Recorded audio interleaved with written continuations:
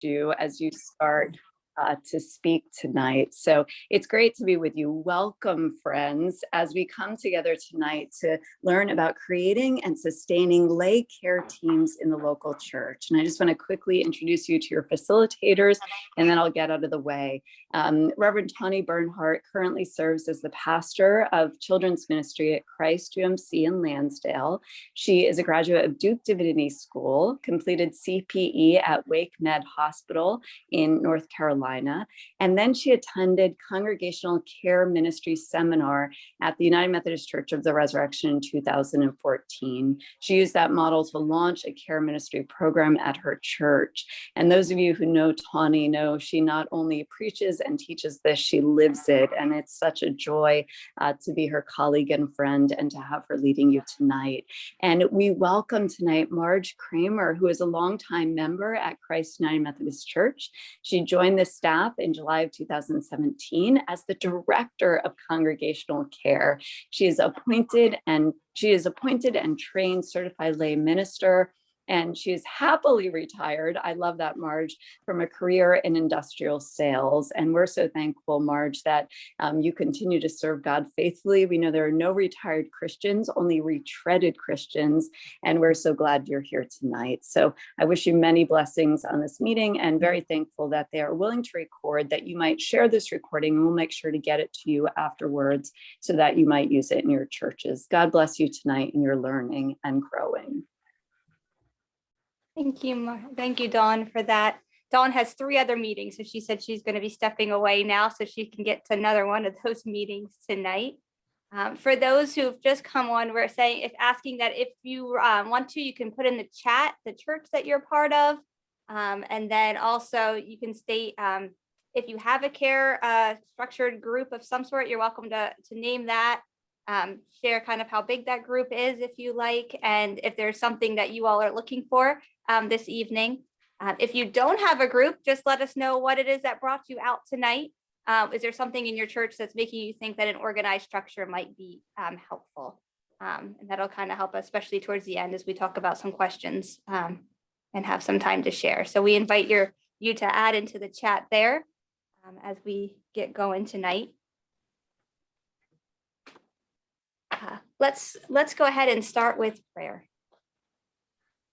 Gracious God, I give you thanks tonight, Lord, for bringing all of us together from all parts of this conference, or with all of our stories. Lord, I thank you that you have put in each of our hearts this desire to care for your people. I ask that you would be with us tonight, that you'd give us your spirit of creativity as we brainstorm how we can help your people, how we can serve them and be your hands and feet better in our places. We pray for your wisdom and your guidance. And Lord, we pray for those people that we serve, that they would experience your true presence among them. We pray this in Jesus' name. Amen. Well, I wanted to show just a quick outline. We have just some basic things on PowerPoint, nothing too big, but we can send those out later for you. But I did want to just be able to keep, I'd like to know what's going on. I'm an organized person in that way. So I just wanted to, I thought it might be easy for you all as well, just to see. Now I see the screen might be kind of making it hard to see, but our organizational, is there like a box up at the very top of the screen? Maybe. Hopefully you can kind of see this of what we're going to do today. So we're going to go through the creation of care ministry, the basic structure and why it's important, what we do and how it's changed at Christ Church during the pandemic. It's definitely been a big change over the years. And then some of the initial training that we offer, aids for caring for our church family, the programs that we've offered, where we've gotten our resources from. And then our goal is to end by 8 to have a half an hour worth of time for questions, wrap up stories from you all in that time. That sound all right? I hope so. So I'll share the screen as we go through if there's images or things we want you to be able to see. But as Marge, as Dawn had shared with us before, I've always had a love for care ministry, caring for people. I was a high school student who used to visit the older adults in my church. I've always loved that. And when I had this call to ministry, I just kind of imagined that that's what I would do.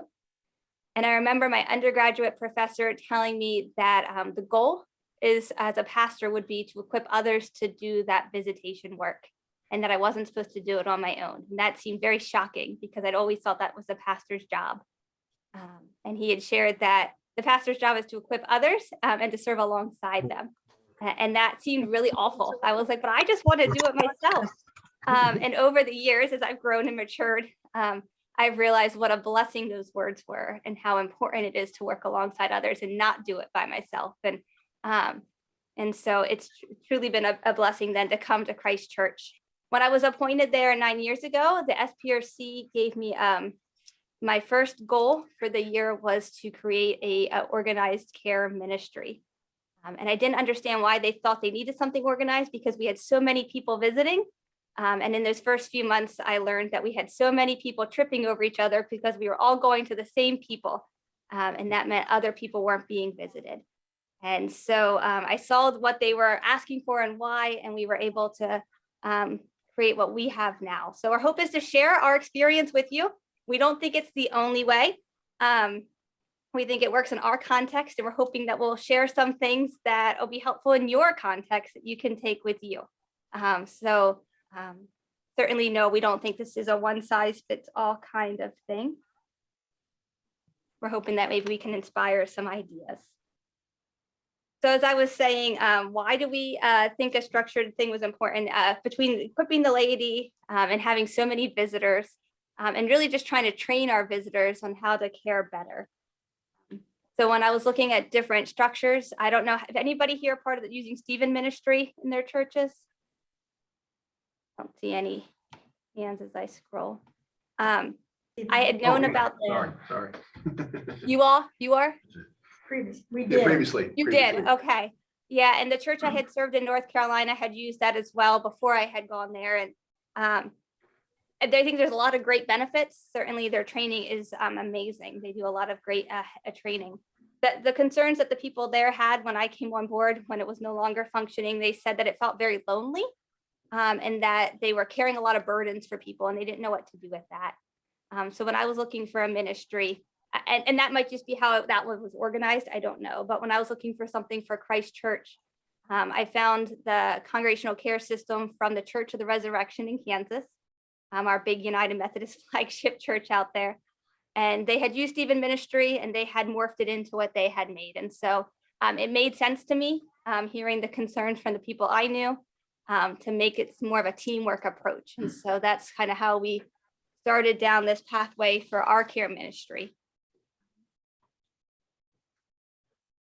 And so we're going to talk more about specifically how this works, but really for us, we have a team of people and we work together to assign visits to make sure all of our people are cared for, and we share together what those visits are like. And Marge is going to discuss more of those requirements soon. If you've done the Church of the Resurrection training, it used to be in person. We'll share the information for it later if you want to learn more.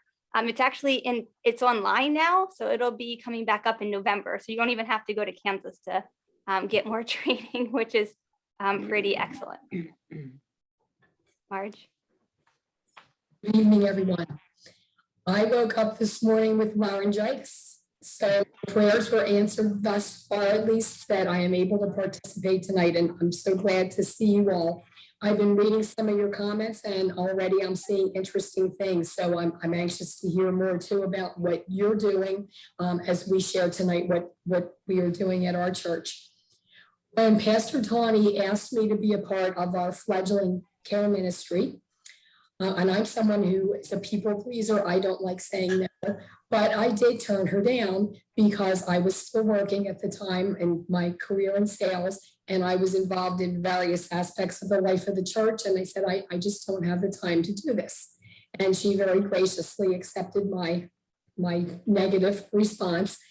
But they say that God laughs when we make plans. And I know he was laughing because maybe 3 weeks or so later, I was thinking about the prior week and what I'd been doing. And I realized, okay, I had sent a card to someone who had been sick. I called someone who was grieving and I had visited someone in a nursing home. So I said, okay, I think God's trying to tell me something. And yes, I do belong in this care ministry. So I texted Pastor Tawny and told her I needed to speak with her. She called me back immediately, and I had tears in my eyes as I told her, because I loved how God was at work in my life. And this is my passion, and I'm just so glad to be a part of this ministry. As Tawny mentioned about the Church of the Resurrection, I did have the opportunity to go out there. Let's see, I guess in 2016, I think pretty sure it was 2016, and was trained there. And we'll talk tonight about the fact that, as Tawny said, this is not a one size fits all type of thing. You have to tailor this to your church. And I really learned that when we were out there, because that church, being so large, is able to do things that a church like ours that is smaller is not able to do.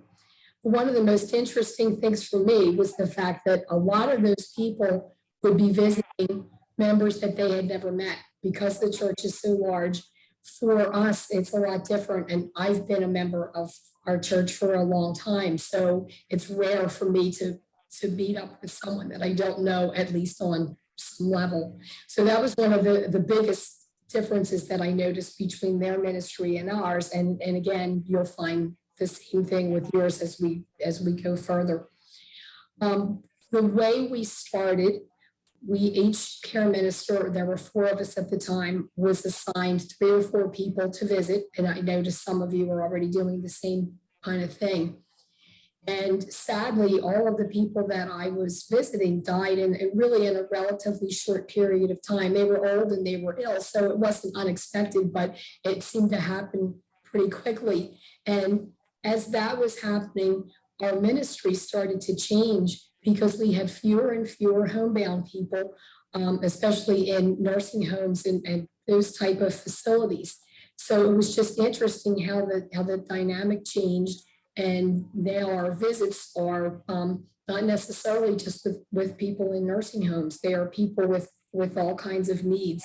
And what I always like to say is that we find needs and we fill them. We care for the needs of our members in a variety of different ways. Up to the 12th of March, everything was going well. And then on the 13th of March in 2020, I assumed that I was out of a job, because COVID had hit, and I had been walking with a family for about 7 months, and the husband was ill, and I had been quite close to them throughout. And I remember saying to our senior pastor, can I just visit just that one family, because I just don't want to abandon them. But he was very clear, and he was correct that no, that was not an option, because the last thing we wanted to do was to be the people that brought this disease to any one of our members, or anyone for that matter. So again, I assumed that I was out of a job, but I was wrong, because there was plenty to do. I made a tremendous number of phone calls. Sometimes those phone calls were an hour and 15 minutes. People needed to talk. They needed to feel connected. And I concentrated, and our other care ministers were making calls as well, but speaking of my own, I concentrated at first on people I knew who lived alone, because they figured they most needed that connection. And then I kind of branched out to other people who may not have been alone, but I thought needed extra attention. So it was just amazing how things changed so quickly, but we did our best to keep people connected, cards, notes. There was a lot of that going on. And I noticed that some of you said in the comments that you want to revitalize your ministry if you do have an existing one. So I hope some of the ideas that we present tonight will help you with that. And we're doing the same thing. I think I should share. So Marge is on our staff at our church. I know that's not really an option for many small churches, and the pastor will be leading whatever kind of ministry you create. I had served in that role, and then when I took a step back and became part-time again, I moved into the children's ministry at our church, and Marge came on board. Not only was she a reluctant care minister, but she did come on very heartily onto our staff in order to serve as our care director now. Job I've ever had. Yeah. So I think it's important, whatever you're doing in life, is to have a goal, right? To know your purpose behind it so that you can be going the right direction. And so we were talking about, the purpose of having a care team. What is it for you? For us, as we were reflecting, it's to share God's love with those in our congregation, and then also to be God's presence with those who are hurting or in need. So when we kind of put into words what it is that what we're aiming to do, our mission as a church, we have threefold in our vision, and one of them is to encounter Christ. And so our people, that's our goal, right? Is to help those who aren't able to be with us often, to be able to encounter Christ, or if they're going through difficult times, to encounter Christ. But everything we do is part of that. So whatever it is for you, what's your mission and purpose for going out, then everything that you build up around it should be to help with that vision. That beyond the theology of why we do things, the next thing that actually really struck me with the Church of the Resurrection training was that the next big thing they talked about was prayer. That was like their big first push. And that for some reason was really shocking to me. Now looking back, I probably shouldn't be shocked, right? It's not that I didn't pray myself. Not that I didn't know how to pray. It was just when I went to a ministry about visitation, it just was something I thought, well, this is what you're going to spend your first large chunk of time on. But I was really reminded strongly about how important prayer is, and that there's many things to pray for. You can pray for the ministry, right? You can pray if you don't have one yet, or if you're restarting it, asking God just to show you how to do that. You can be in prayer for yourself. I think that's all really important if you're going to a visit, especially if someone you don't know, or the situation isn't great. Just praying for that visit that you're going to, and how can you be God's hands and feet in that time? Pray for the words to say as you prepare, as praying for other people, but most importantly, I found praying with other people. And I think that was probably our hardest thing for our care ministers, was teaching them how to pray. We had a lot of people who did social visits previously, but I think when we created this care team, doing practice prayers, and maybe your churches are different, but really taking time to learn how to pray, to be reminded how to pray with other people, and that your prayers aren't going to be perfect, but God loves them and hears them. So one of the things that I really love, if you've not found this book yet, it's called Let the Whole Church Say Amen, a guide for those who pray in public. I don't know if you've ever, it's by Lawrence Hall Stuckey. He still makes it, apparently still in print. It talks about praying out loud in church services, but they also have whole sections about how to pray for other people. It's a great how-to pray book. If you're not comfortable, if you know people who aren't comfortable, prayer is such an important thing.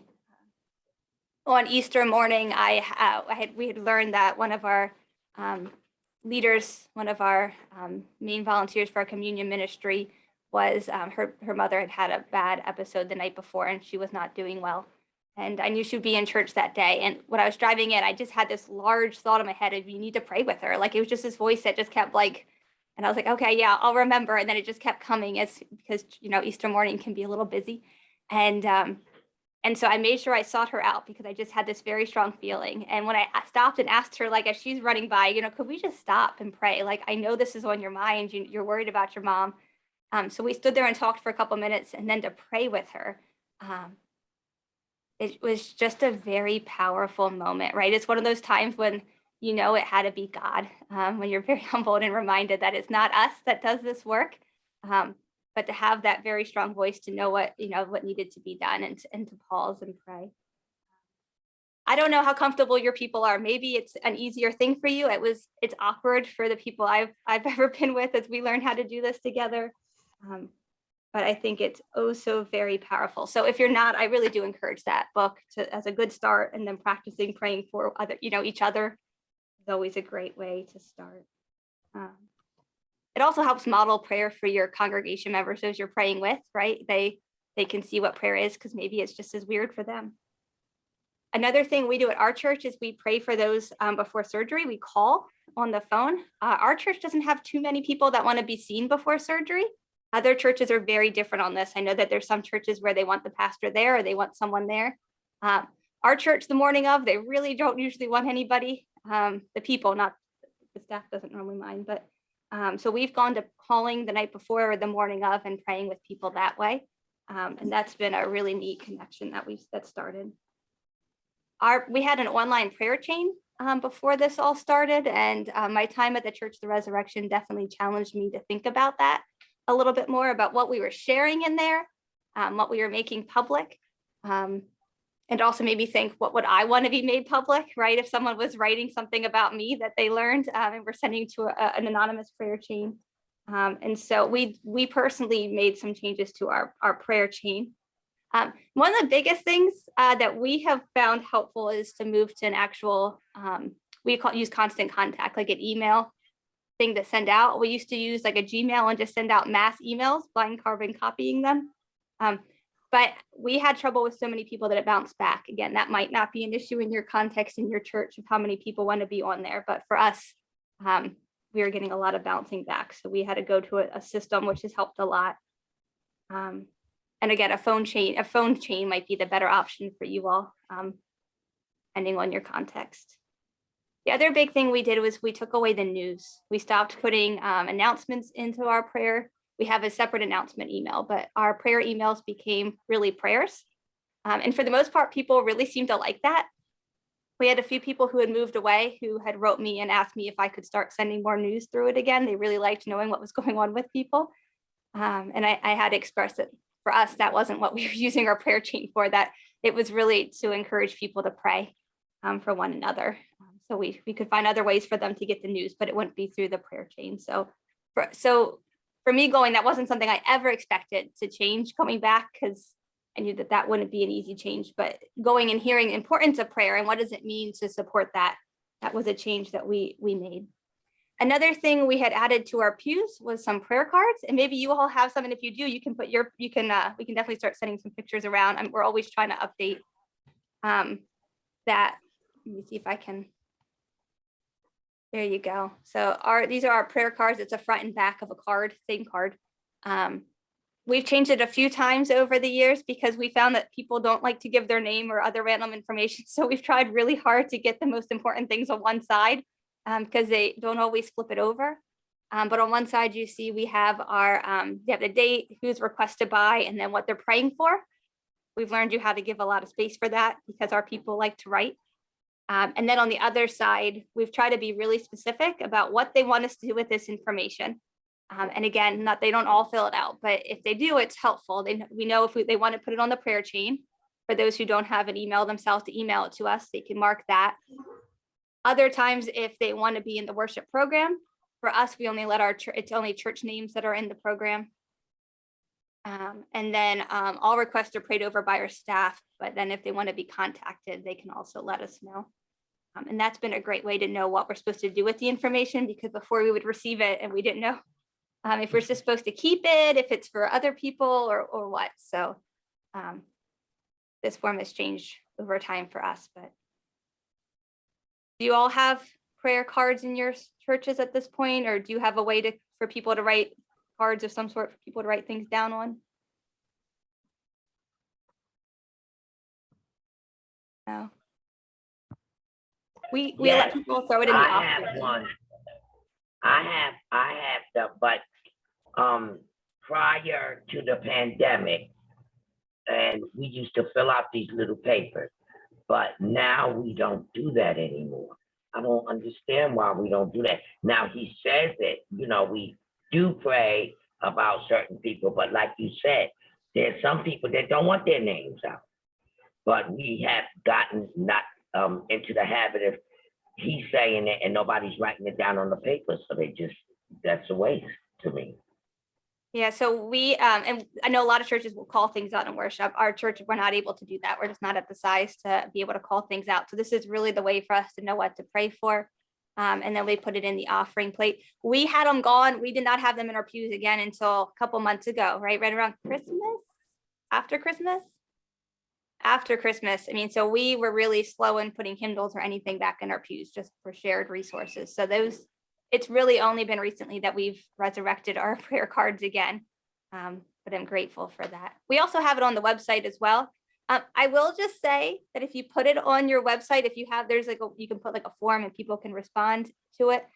You will get people with very unusual, I'm just going to say unusual requests. I think there's some people, I think, just look for prayer emails and they just share. So that's been something that's been unusual, and we've often had to talk through as a staff of how to respond to some requests. So sometimes church members use that, but a lot of times it's community members, which is a blessing. And also then you have to figure out how to respond. So I'm just going through to make sure following up on those prayer requests. So like our cards tell us what you want. The other thing we found was just, we'd have 2 or 3 requests go out each day and not knowing how to respond to those. So our prayer team, our care ministry team looks through and decides which ones of those requests need to be followed up on. If it's a church member who's going through something, or if it's a friend of a church member, that makes it, helps us to decide. But we do have like a plan of how to do that. So when I was a chaplain, one of the big things in North Carolina, at least, so we'd go one of the biggest things we do was go onto our floor and just go room to room and ask what they wanted prayer for. And knowing that it was really awkward, it was, but I just want to note that it gets so much easier and it's such a blessing. So whether that's an issue for you or for those that you're thinking about adding to your prayer team, I think praying for those that you want, that they'll be able to pray and that they'll grow in this area and be comfortable is also a great way to start. So again, in the chats, is this better suited for larger we have connection card team off going on. Is this better suited for larger congregations? This training, Stuart, I think I'm hoping that you'll be able to take this back and use something for you. So whatever that is, I'm hoping that you can take this to a small church, right? So for you, maybe as you pray about it, how you're doing prayer requests could change a little bit and be more effective to care for your people. And then you could implement that. I don't think you're going to be able to take everything, but I'm hoping that we can all take pieces. Does that make sense? I think so. Yeah, it makes total sense. I just asked the question just so I could kind of base myself. Right. Yeah. On your experiences. Yeah. I don't think that I don't know, we can never take it, but everybody says and put it into place. But we're hoping that there will be something in here that you'll hear. For me, I did not think it was going to be prayer requests when I went to the Church of the Resurrection. I thought that was the farthest thing from my mind. And it was the thing that God laid on my heart that we needed to take some steps on. So whatever it is for you, I pray that it's helpful in your context. Thank you. Sure. BMC says they have an email prayer chain request, and there's a sheet where people can place their names as well to be read during the service. And that list is sent out to the prayer team as well. I think that's a great way, especially for those who are used to calling out, their requests in worship, and they're no longer at that size to be able to do so. There becomes a point where it's just not feasible or easy anymore. It will take up too much time of a service. And so I think that's a great way to do that, Dan, is to have people write the requests and to pray over them. I don't know if there's anybody else that's writing over there. All right, I think that's Marge. Are there any questions about prayer? Let's go there before we go anywhere else. Are there any questions or thoughts before we move on? Or you have a system you like better, which I'm totally great to hear.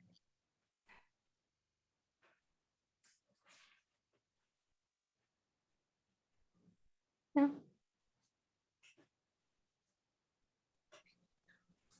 Go ahead, Sheila. You're muted. You're still muted. Okay, now we're good. We have the cards in the pews and people fill them out on Sunday morning, but we have another member and she and I team together that our phone numbers are placed in the bulletin every Sunday and on any email things that go out as an announcement type thing. So people will call us throughout the week for a prayer chain. And whenever we have prayers come in on the chain, we immediately send those out to anyone who has volunteered to be prayer warriors. And we have probably at least 110 people on that. So like yesterday, I don't know what happened yesterday, but it was crazy. And I had a phone on a call on my landline, my cell phone, my computer, and someone on hold all at one time. It was, it was just a very unusual day, but usually we have 4 or 5 in a day. And then I put those all together in a document, sent it to the church administrator secretary, who then prints it on Friday to be put in the Sunday bulletin. But we have a lot of people who still are not back to church. So we started an electronic prayer list. And that goes, I send that out to the whole congregation every Sunday morning.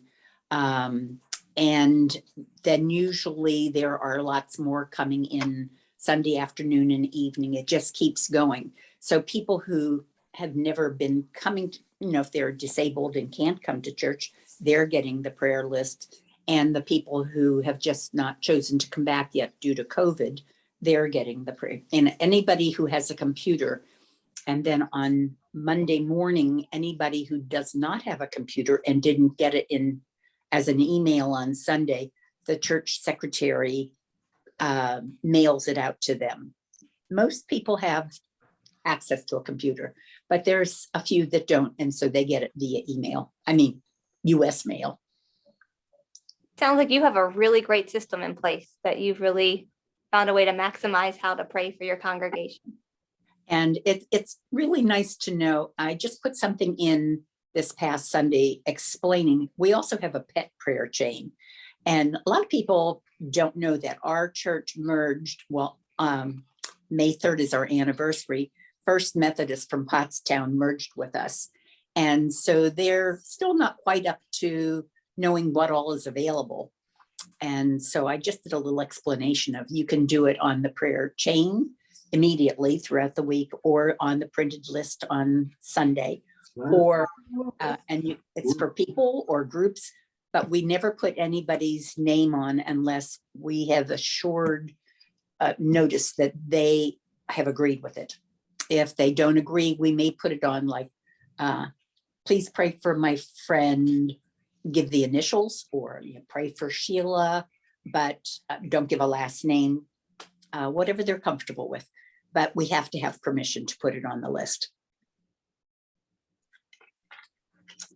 Yeah, we have found permission to be a really important thing, and something that people were confused by at first. But I said, I can't imagine having shared something with someone I wanted prayer for, and then finding out, especially with everything being online these days, to see my name in print somewhere. Would just be a very strange situation without being asked first if I wanted it there. So I understand from the conference office that we could actually be sued by because of HIPAA regulations.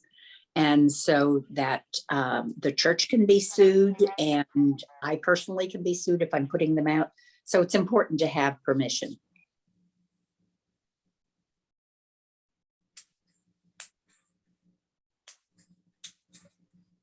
I would second what Tawny said about asking. Why I say to people all the time, and what should we be praying for today? Because otherwise I'm kind of making the decision what I think their needs are. And once I started doing that, it made such a difference. It really did. Occasionally they'll surprise me. They'll come out with something that would have never occurred to me, or if it's someone with a health issue for themselves, their family might be forefront in their minds, and that's who they'll want prayers for. So that has helped me tremendously, and our ministers have been trained as well, that that's a really important part of this process. So it's something that I would definitely recommend adding into your own process. Next, we're going to talk about boundaries. Normally when we consider boundaries, it's between us and the people in our care. But I will mention too, as I said earlier, this is my passion. It really is. And it can become all consuming if you let it. So you really do have to set boundaries for yourself. You have to make sure that self-care is something that you take into account. You have to make sure that you allow time for other things in your life as well. So that would probably be boundary number one. And then in terms of our congregation, I'll mention one thing. Every so often, maybe every couple of years or so, we remind our congregation that our office staff who are church members, and we currently do have one, our office manager is also a church member, that on Sunday mornings, they are there to worship just like we are. So that's not the time to say, you know what, I need a dozen copies made. Can I leave this on your desk or anything like that? That's not the time to discuss business with them. But I feel for us as care ministers that that is the time when I expect people to come to me with their concerns or their joys, anything that's going on in their lives. So that's a big time for us. That's when people have easy access to us. So one of the things that I do, the main thing I try to do is center myself before I walk in the building with prayer. Because if I don't, I find sometimes my mind is just going in a million different directions about things that I need to do when I walk inside, and you don't know what you'll be facing. So stopping and praying before you walk through those doors really does make a difference. And I want to share a story with you because I think it's just so important, and it illustrates how important it is to be focused in terms of spending time with our members. There was a morning a couple of years ago when someone in Sunday school came up to me. She had her gift tag for our giving tree that we have every year for underprivileged families, and she wasn't sure what to do with the gift tag. So I stopped and I took the time and I put everything else aside, and we went through the process of the gift tag, and we took her gift out to the tree and put it under the tree. And I will always be grateful that I took that time, because just another hour or so later, she collapsed in church and she died about 5 hours later. So I will always be so glad that I took that time. And a couple of weeks later, I had it in my head that I wanted to take pictures of our kids. We were having a musical, and I wanted to take pictures of the kids before, as they were preparing, because they thought it would be kind of fun for people to see that side of things. So as I was getting ready to do that, someone came up to me and wanted to talk, and she had recently lost her brother and she was struggling a lot. And I said to myself, think about what happened a couple of weeks ago when you almost, you could have walked away from someone and you didn't. I never did take the pictures of the kids, but I spent time with someone who needed it. And so they're the kind of lessons that we can learn, and we need to take those lessons to heart for sure.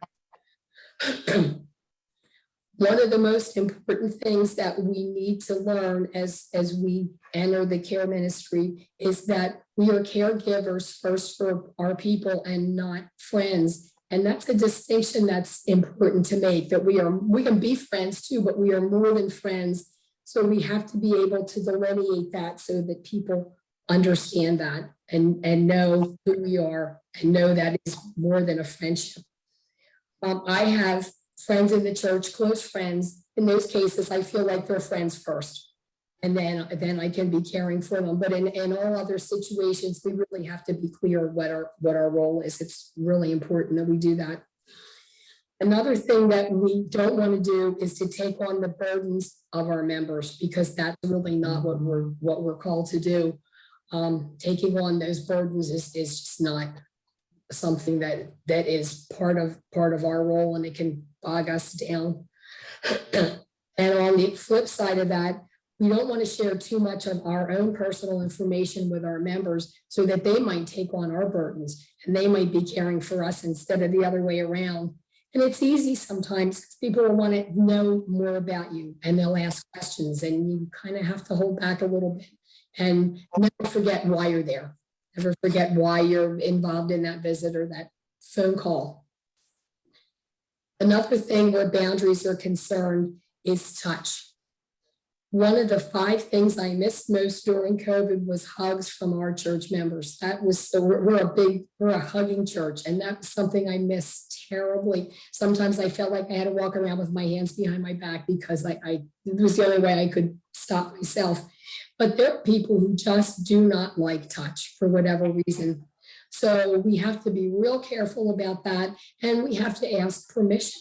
So if you're going to hug someone, if you know them and you're used to it, it's fine. But otherwise, you want to ask before you touch them. You want to ask before you hug them, because that's a really personal kind of thing. So something that we want to make sure that we don't that we don't overstep in that area.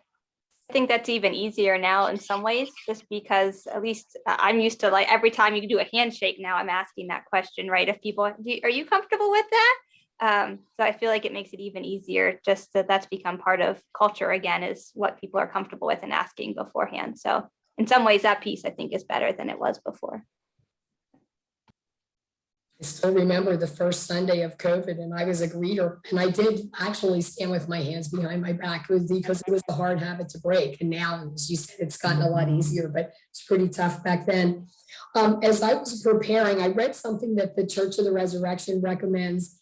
I've not been in a situation to need this, but I think it's worth mentioning. That if you're in a conversation with a church member, and this would be if it's a male versus female, and we right now only have female care ministers, take that conversation and imagine your spouse or that other person's spouse hearing it. And I thought that that was kind of a good little check. And just in case something starts to go in a direction, it might be an innocent direction, but still, it's a good way to kind of hold yourself back a little bit, and the other person if necessary. I think that's a good place to also to share, Marge, that one of our requirements for our care ministers is that they attend the conference sexual ethics basic training that pastors are required to do. We have all of our care ministers that first year also attend that basic training because again, they're in people's homes, they're doing important visits. I think you're going to talk about some other requirements that they have, but I think this is a great opportunity to say, it's a good reminder for all of us where nobody's above any of those things. So I think it's important for that was something that the Church of the Resurrection required, and we implemented for safety reasons as well in our church. So I do think it's helpful. That might be available. Agreed. I'm not sure, but I agree. My church did it too. I did that course. Because it was for the pastors, but they, I'm a lay leader or something. I'm still getting used to all of this. And so, but I did take that course. Yes, it was important when the new pastor, when the lady pastor came in, Pastor Susan, she wanted us to take Yeah. that. Yeah. So yeah, it is geared towards pastors, but all the CLMs and CSMs have to take it at this point. Yes, I know the CSM. I'm a CSM. There you go. Yeah. And then again, anybody else that you can still take it even if you're not. So we capitalized on that and use that training. sometimes it's easy to forget how important things are, like our tone of voice. Your tone of voice really reflects your emotions. And if you're a fast talker like I tend to be, you kind of give the impression sometimes that you're in a hurry and you're ready to move on to the next thing. And I've had people say to me already, okay, well, I guess you're really busy. No, it's just that I talk faster than I probably should. So it's something to keep in mind as you're preparing to meet with someone. And another thing, and this is really contagious, is anxiety. So what you want to do is provide a centering type of presence and keep on an even keel. And if that other person is anxious, don't match that person's behavior. Instead, come across in such a way that hopefully they'll match your behavior instead. You also don't want to become that other person's sole source of support. They need other people in their lives too. Because a couple of things can happen. One, they might feel betrayed if they don't feel that they're getting enough of your attention. And especially with older folks, or maybe it could happen with younger too, they might be happy to just give you responsibility for their lives. They might have reached a point where they're tired, they're weary of things. So they're ready to say, you know what, here, it's yours. You can take this for me. And we absolutely can't let that happen. Confidentiality is something that is so important. It's important that our members know, and I always make sure I let them know that confidentiality is a big part of my job. So if someone is a little hesitant to share something, I'll make sure they know. I'll share it with the pastors, but it's not going to go any further than that. No one else is going to hear their story from me. So people need that reassurance. from us to know that their story will end there. Because a lot of their stories are sensitive. We need to be respectful of people's time. I have found it's really nice. It doesn't always work this way. If you're sitting in a spot where you can see the clock, because I hate having to look at my watch. I just feel like that's so distracting. But at the same time, I do need to know what it is so that I don't overstep. Some people will want all of your time.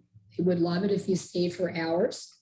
There are other people who want a brief visit, are happy with a brief visit. And then there are some whose health really doesn't permit you staying for very long. So you kind of have to look for those cues because they're not always going to tell you that they're tired, that they're worn out because they want to be a good host, which is of course not what their role should be, but they might feel that way. You really have to play this by ear, but I'll tell you some of the standards that I've read, but again, they're just that. One is that if you visit someone in their home or in a facility, 45 to 60 minutes is a good time, a good maximum amount of time for a visit. In a hospital, 5 to 15 minutes. I have broken these rules, if they were rules, many times because I've visited people in hospitals who really wanted the company. So each situation is different. You really have to just be aware of what's happening around you and try to get a good feel for whether or not the person is comfortable with you continuing your visit.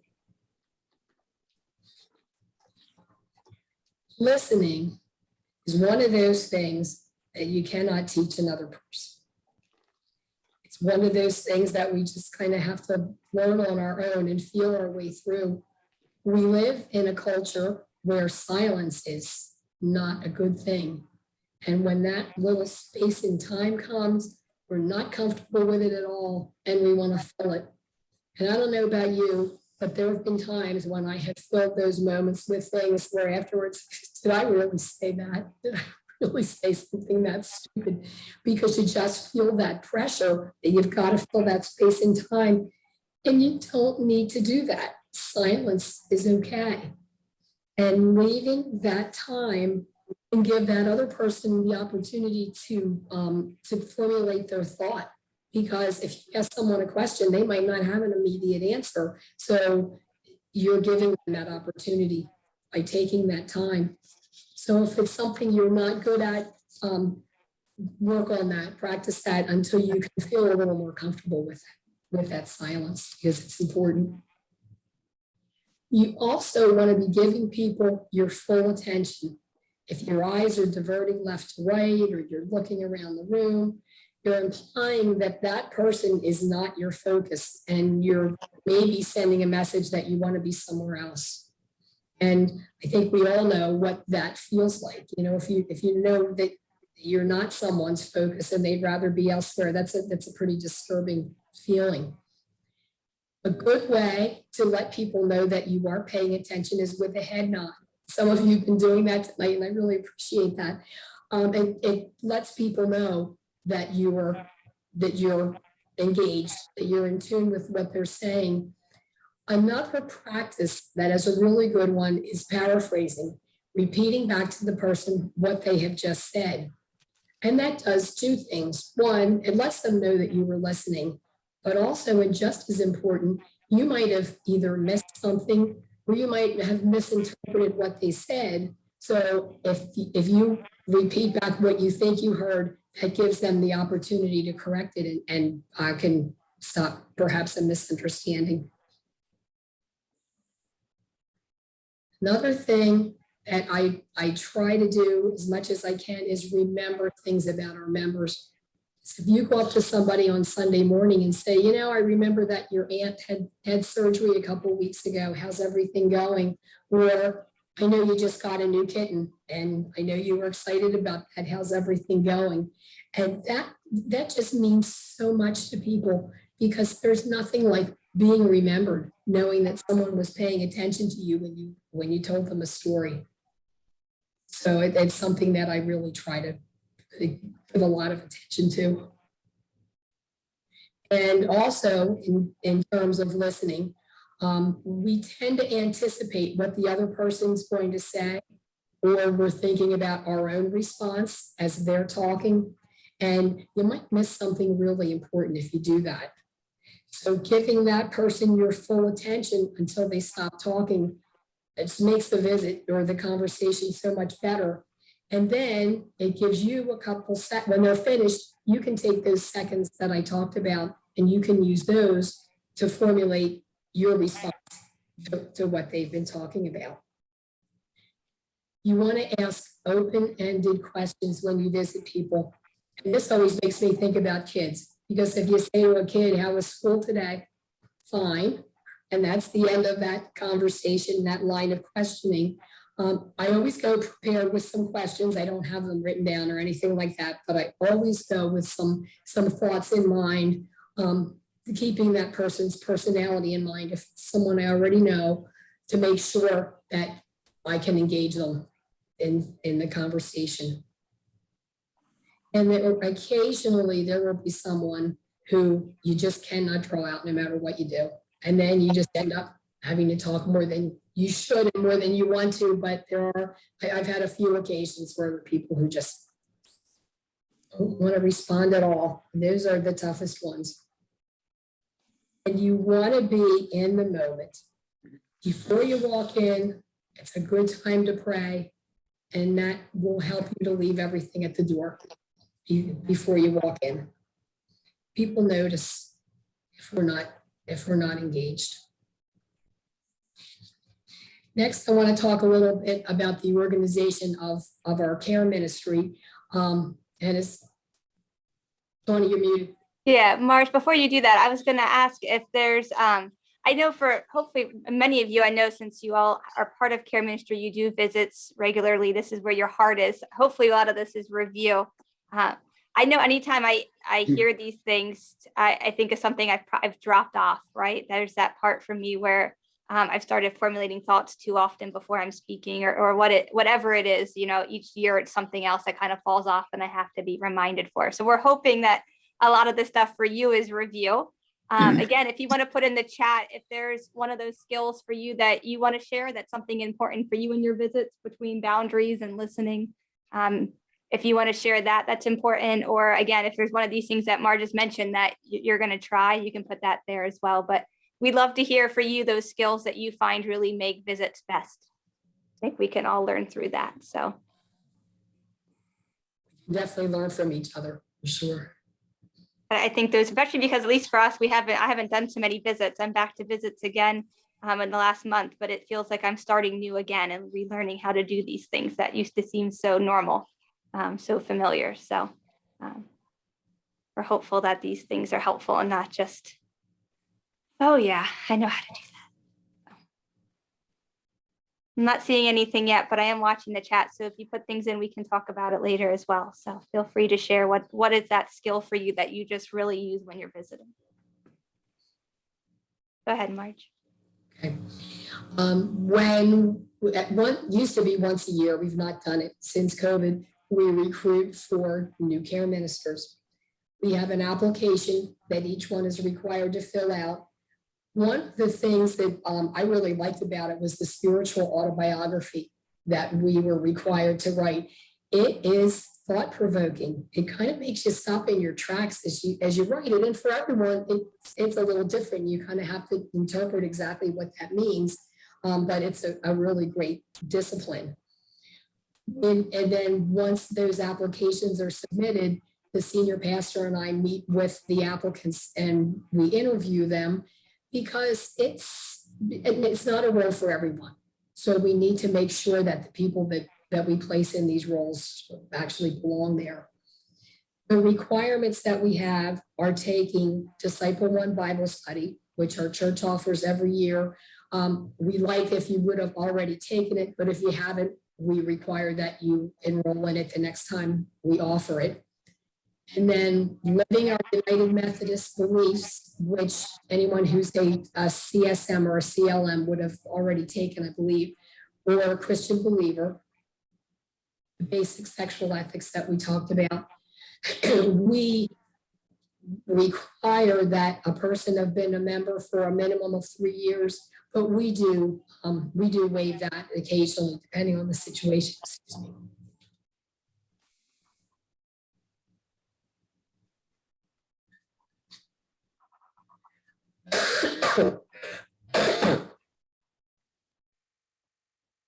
Marge, I muted you. Go ahead, you can unmute now that you're done. It would happen too fast for me.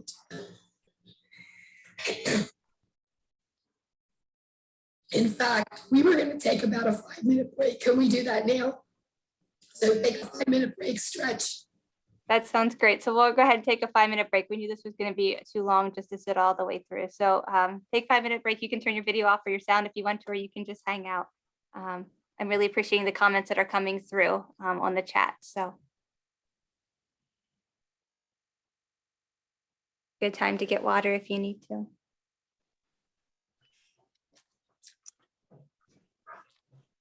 Leola UMC, I just want to say that when I was born right by your house. My sisters, I think, were baptized at Leola, and I grew up right down the road from there before I moved to Conestoga United Methodist Church. But excited to see Leola represented today.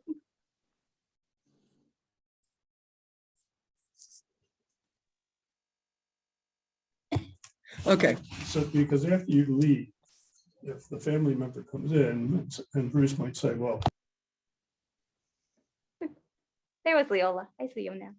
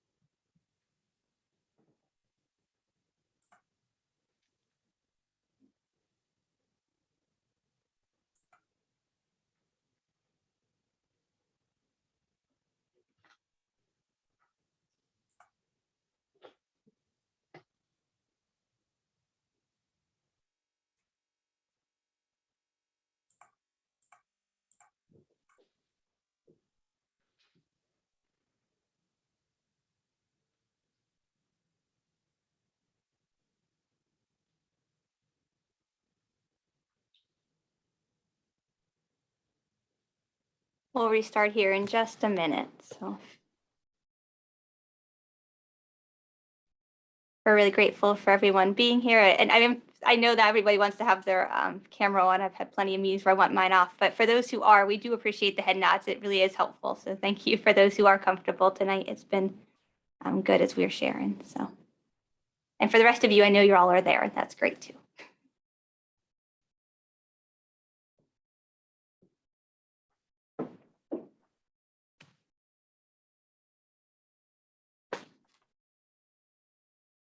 We can always stop when she's choking.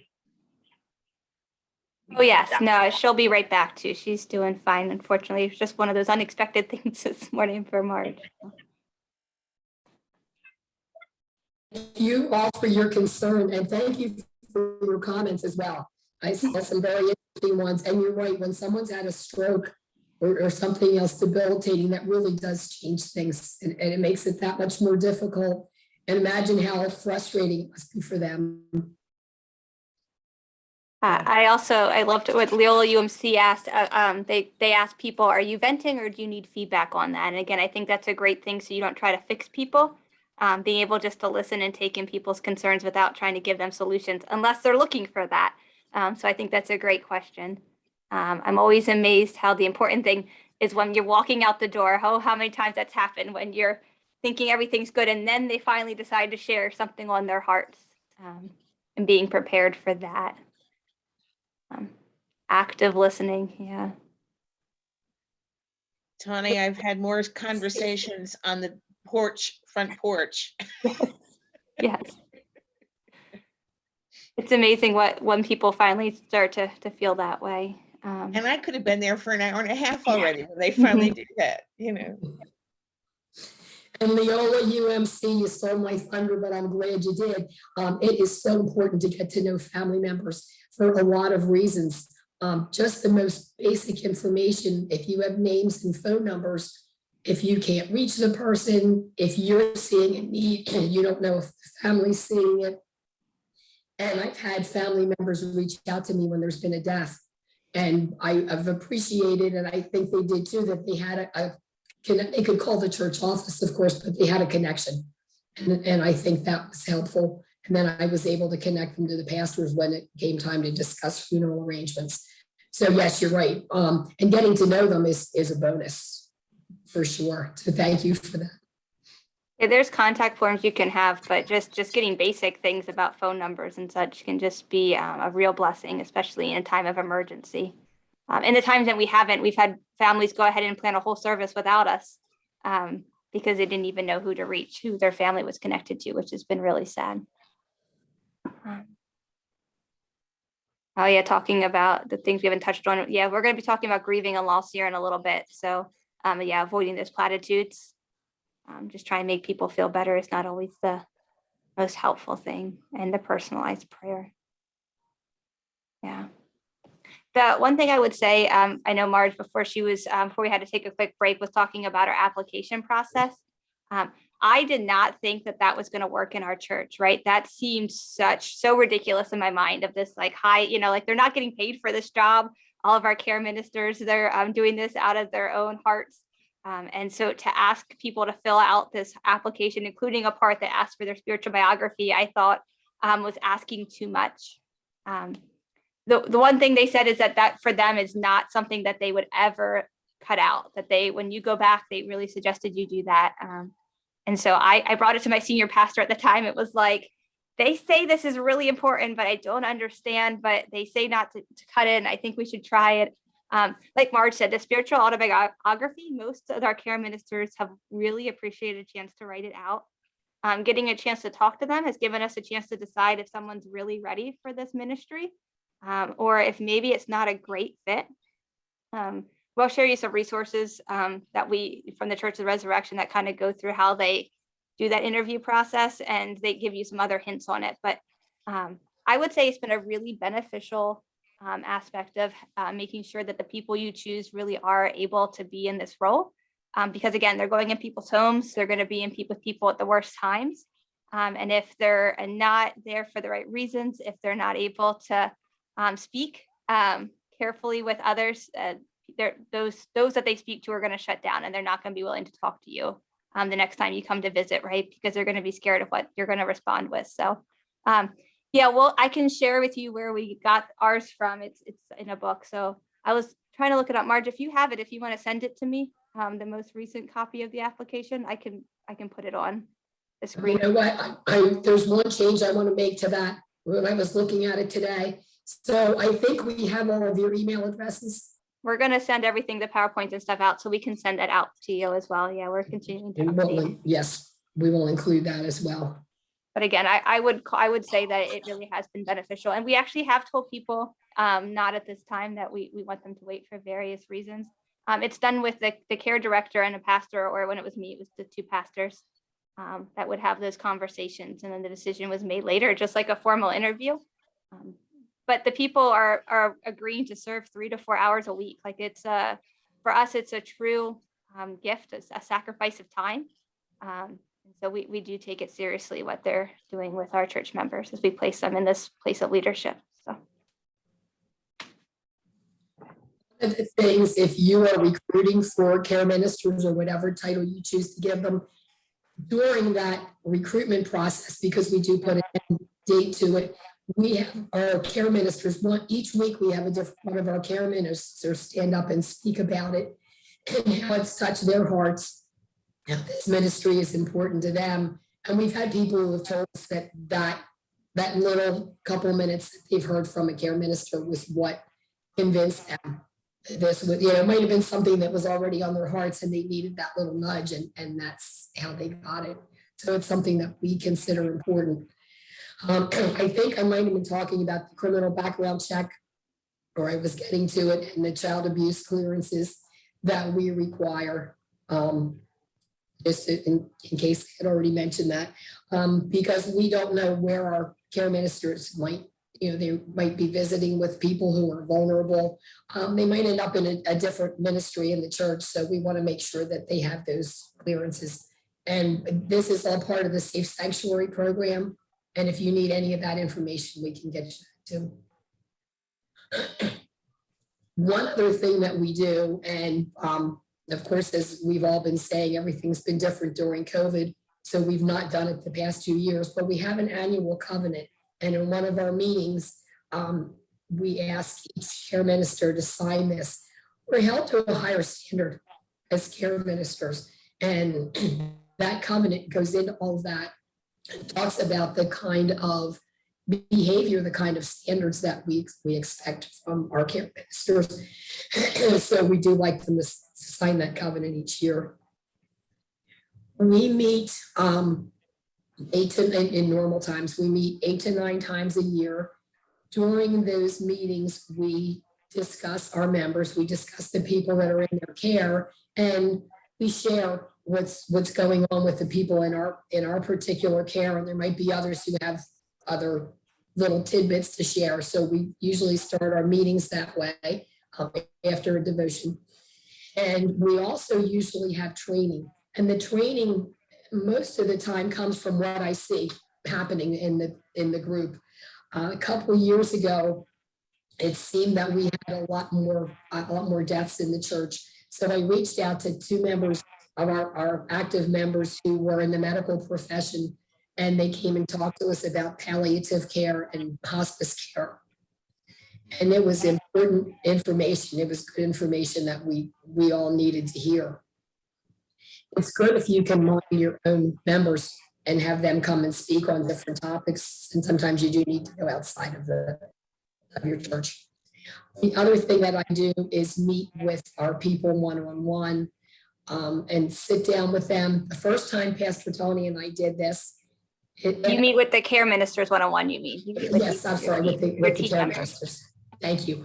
Pastor Tony said to me, so, and how are you doing? And I thought, well, who cares how I'm doing? I have these people that I'm caring for, so this is not about me.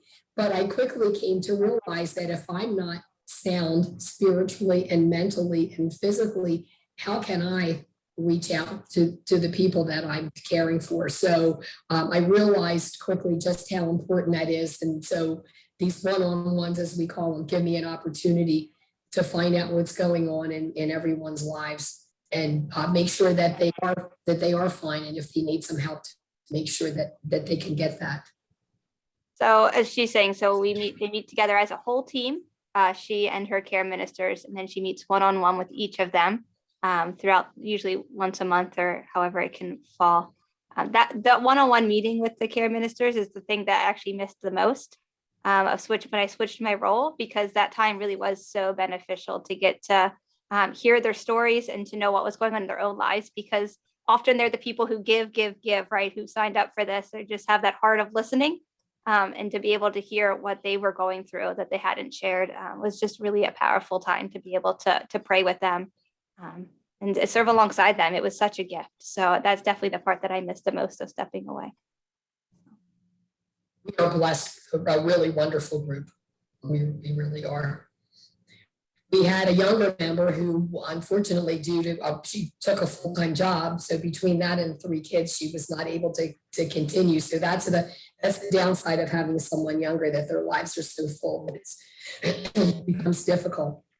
I also think that's great why, so you redo this renewal covenant every year, and they talked about the importance of, this isn't something that you want to be a lifelong thing if people want to get out of it, right? So they need to, every year you have that moment to pray over, is this something God's calling me to commit to this year, right? Because it is such a time consuming thing. And so I think it's really a great opportunity for people to really take that deep breath and decide and commit themselves, so they're not serving out of obligation or frustration, but that they're really doing it out of love, and letting them know it's really okay if they say no, that you'll welcome them back later if they want to come back in this direction. But I think it just gives people a chance to be able to decide and discern that a little better without the pressure.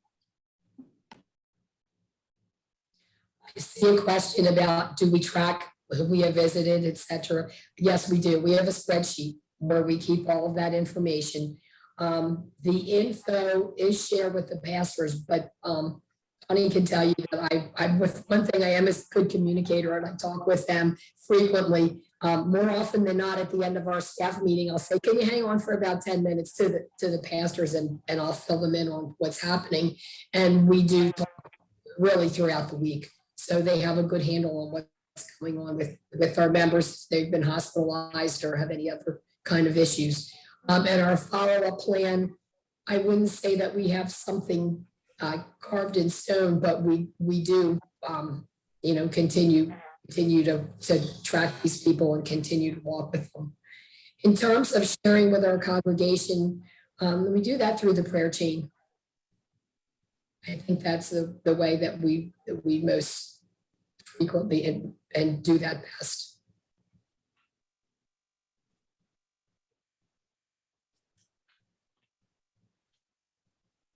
If there's no other questions, we can go on to visitation. Are there any other questions on kind of the setup piece that we use? Again, there's all sorts of different models.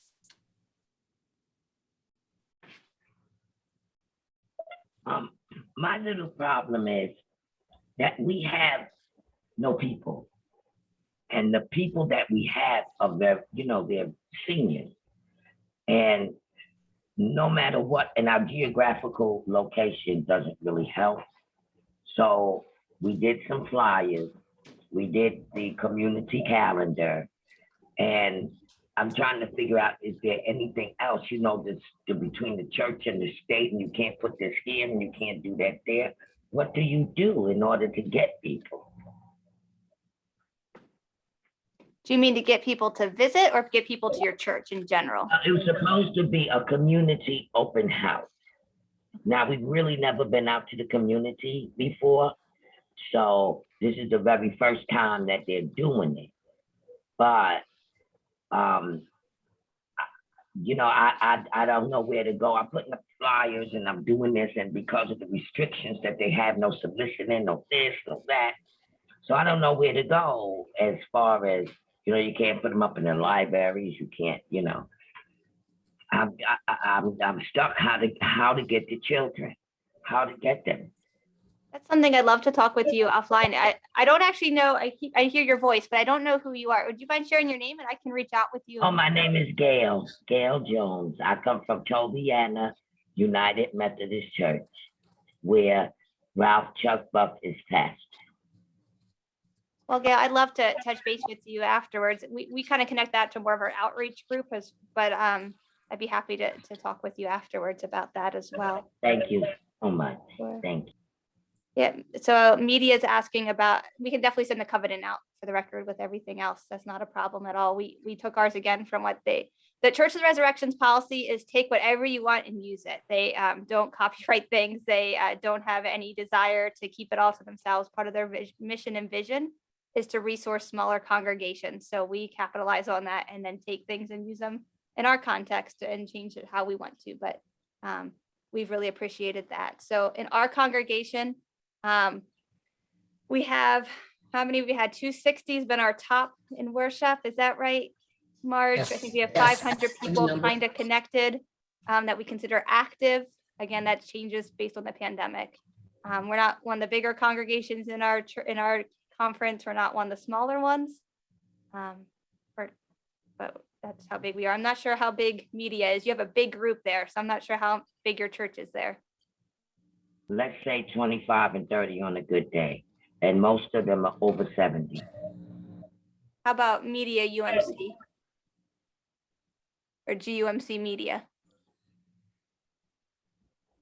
Oh, you mean as far as like what they have? I never heard of that. There's a church that was asking about members, so I just was trying to figure out how many they had. But can the person who's not accepted by application be part of the card ministry program? Oh yeah.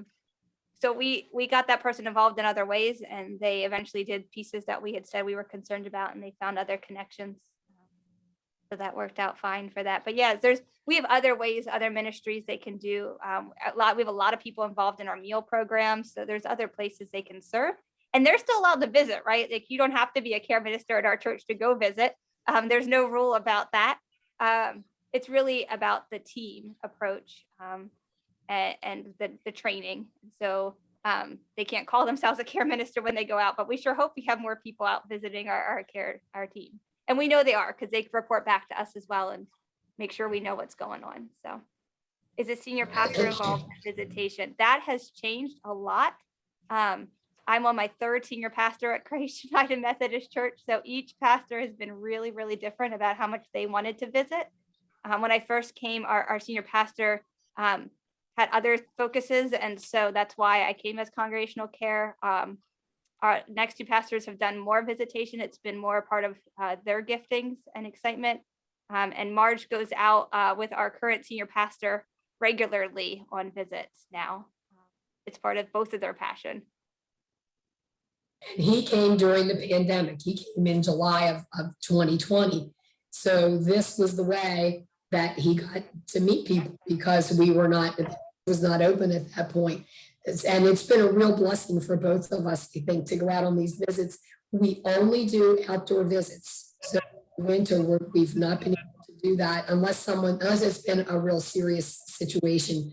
But we've just preferred for health reasons to do them that way, and it's worked very well. I would say in the last 2 months, I've started doing inside visits now with people. But that's, in our church, it's all by personal preference. So as a staff person, if you're not comfortable going inside homes, you don't have to. When Marge was restarting and allowed to, and we said, it's up to her how comfortable she is. And so we have been really careful to let people not feel like because they're on staff or a pastor that they have to go in homes, because everybody has very different feelings on this. And I should rephrase that. I've done indoor visits myself, but when the pastor and I visit, we've been doing them. Yeah, I have started over the past 2 months or so to do indoor visits again.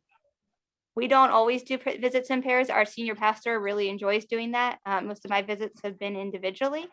I think it could be either way. It just depends on what you're comfortable with and what the situation is. There's been times when I've taken Marge with me as well, depending on the person and what I think would be best for that visit. So it really is just, I also, with just my experience in the hospital, I feel like I've learned some skills. If you're not comfortable in a situation, always being close to a door is really important in a visit. So you can kind of sit so you're the closest person to the door. There's ways that you kind of learn how to visit safely if that's a concern for you. But I do know some churches that everybody just goes in pairs. So I'm going to talk a little bit about visiting here in a minute and talk about the question from Lucinda about who do you visit for sure. Oh, Yeah, our anonymous, they're written from Christ UMC. So it's the idea is that they're writing on behalf of the church and the congregation, not that there's like a secret angel or anything, but just that it's somebody from the church. And rather than highlight one person who's writing to them, they just want to make it a general request or general prayer. It's something the person really enjoys doing and they like to keep it private and it doesn't affect us or bother us. So that person is not connected at all with our care ministry list. So they're not aware of anything that's private going on, but they have the general prayer emails that go through. And that's plenty for them to write to. So it works out really well. All right, I think we got through all those questions there. So as we talk about visitation, I think that the biggest thing for me that I always try to pass on to people is that visits are great. Social visits are wonderful. And there's times and places for social conversations in a visit. You can't like just walk in and be like, tell me about you and God, right? Like that would be really off-putting and nobody would really respond. But I think the goal in your visit is to remember who you're representing, right? And if you can have those spiritual conversations, if you can take time to pray and really listen and go deeper in what's going on in their lives, that's great. Now, that doesn't always happen the first time you meet somebody. And some people are just harder to go than others, right? To kind of turn the conversation and to go deeper. But I'll never forget the one time when I was serving as a chaplain. I was visiting into a room and the pastor of the family came in. And the man who was in the patient was nearing death. It was going to be within the hour. It was very obvious if you looked around the room what was happening. And the pastor came in and was super cheerful and excited and was like giving these like bear hugs to the family and then started talking about golf. I mean, like there was like tears going down their faces. And it was so awkward. And I was trying to figure out how best to I thought maybe he just didn't know. And then someone tried to mention it and he was like, it's going to be fine. And eventually he left. He didn't seem to understand that none of the family, like they were all trying to disengage. Some people were walking out of the room. It was super awkward. And so it's just a reminder to me, right? There are times and places where the person just needs to be light and cheerful and uplifted. But a lot of times they're looking for a person that just is willing to listen to their deepness and the hard times and to go there with them. And so doing that yourself when you do a visit, or if you're training other people, to encourage them that it's really okay. It's okay to say the word death. It's really okay to talk about that. Again, you want to be careful. You want to read the room, but to really take time to really listen and go beyond that social visit if you're able to, I think is just incredibly, incredibly important. One of the things that Marge and I were talking about when you do hospital visits, the thing that really struck me was the need to always knock. Marge has quite the encounter for that. For me, I would say when asking about the room number, if there's more than one person in the room, finding out if they're the person by the door or the person by the window is incredibly important because people just don't look like you're used to seeing them in church. And I've had plenty of times when I've walked into a room and not known which of the people I was supposed to be visiting. And it just makes it really awkward. So I've learned when the receptionist says bed 2, I always say, which one is that one?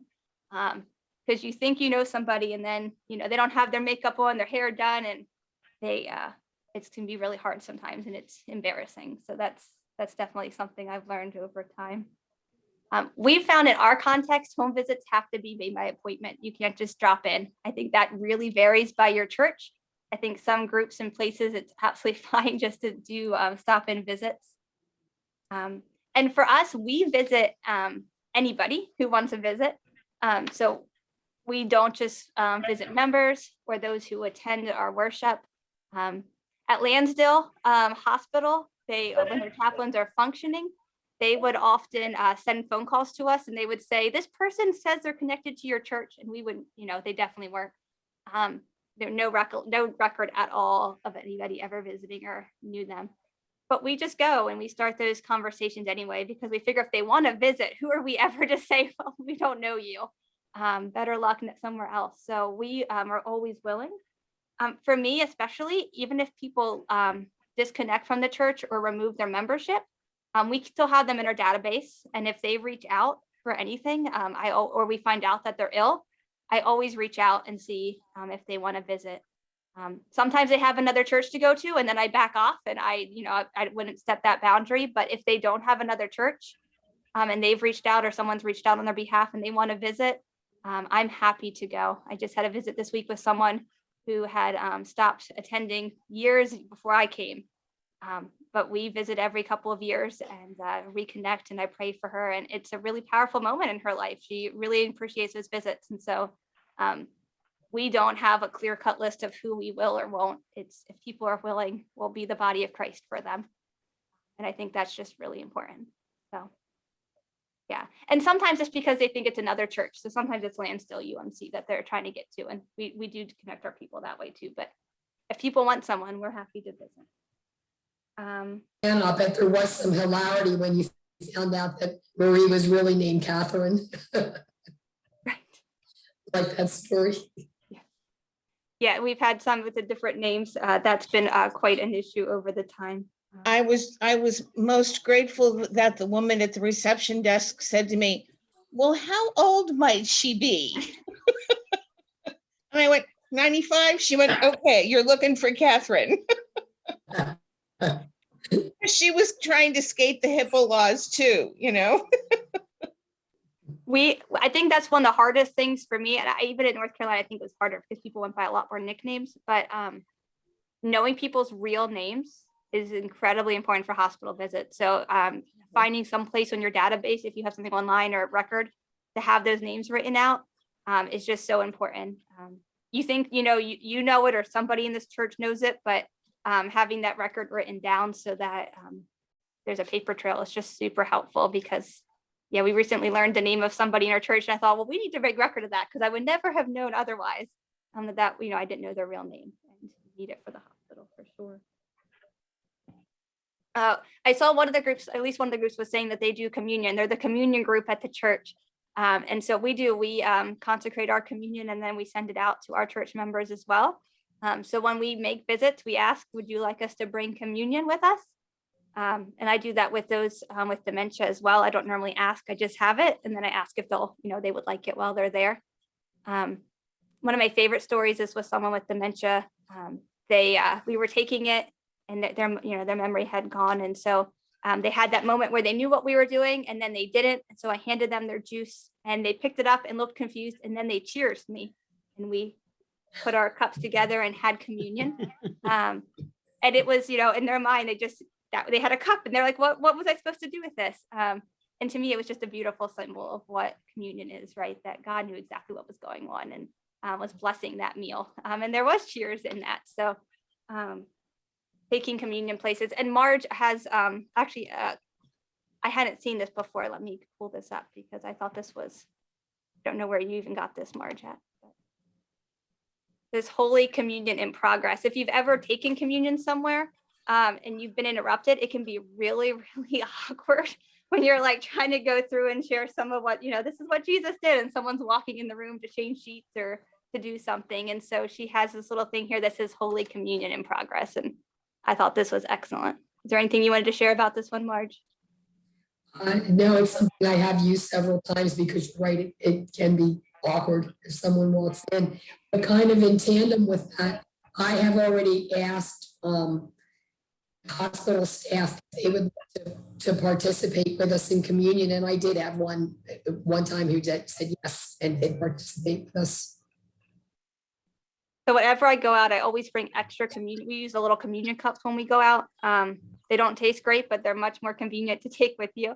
And I always bring extra from what I think. So that way, if there's any family members there, or if there's a roommate, I always try to ask that person if they would like to participate, because it's so very awkward to have them watching and not invite them to join in the meal, right? So I'm always trying to be, and if they say no, that's great. It's fine. There's no pressure, but for people who want to, it can be awkward. So the other thing, while I have the shared screen up, is we started this a little bit ago, these hospital bags. It's you can see the bag over here. It says thinking of you. So we kind of just made up some labels, and then we have our pen and a notepad. She has a word find, so like a little devotional, a bookmark, just a little bag for people in the hospital that we give out. Sometimes I think you can get it to homebound people too, if there's a reason. Yes, I've taken them to homes.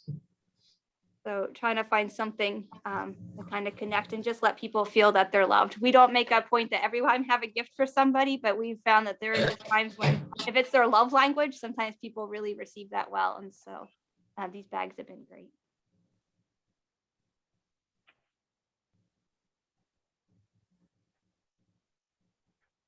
So as death approaches, I don't know if you all, let me find my little, there it is, it can get lost. These little books, it's called the United Methodist Book of Worship, but it's a pastor's pocket edition, and they don't just sell it to pastors. But there's a lot of prayers here for the time of death, for other tragic things that are happening. There's blessings, there's all sorts of, this is a great prayer resource.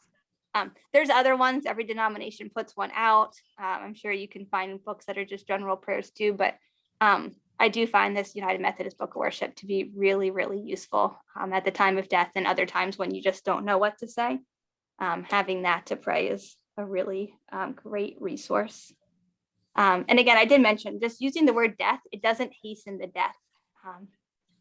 I think one of the hardest time to me is when you know somebody has that diagnosis, when the simple signs are going on that, you know, it's coming. To be able to have real conversations with them, to ask, you know, have you talked to your family members about this? Have you been able to have honest conversations with your loved ones?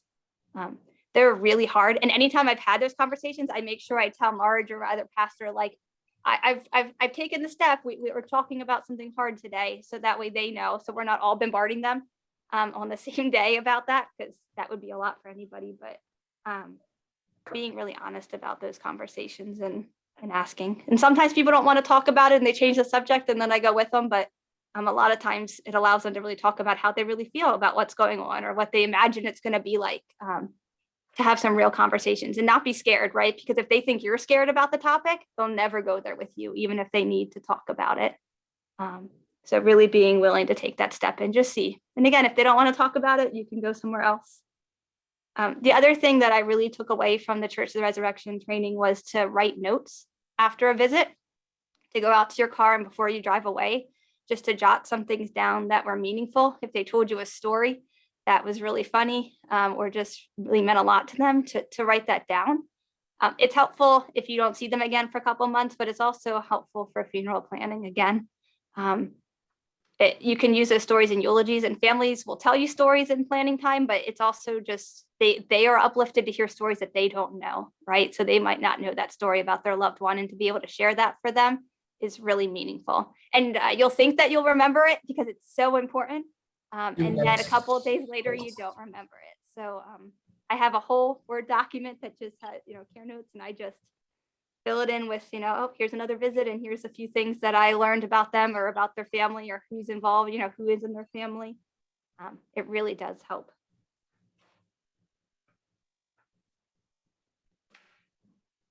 Those are my thoughts. Are there any other thoughts on visitation that you want to share as you visit in hospitals or facilities or homes?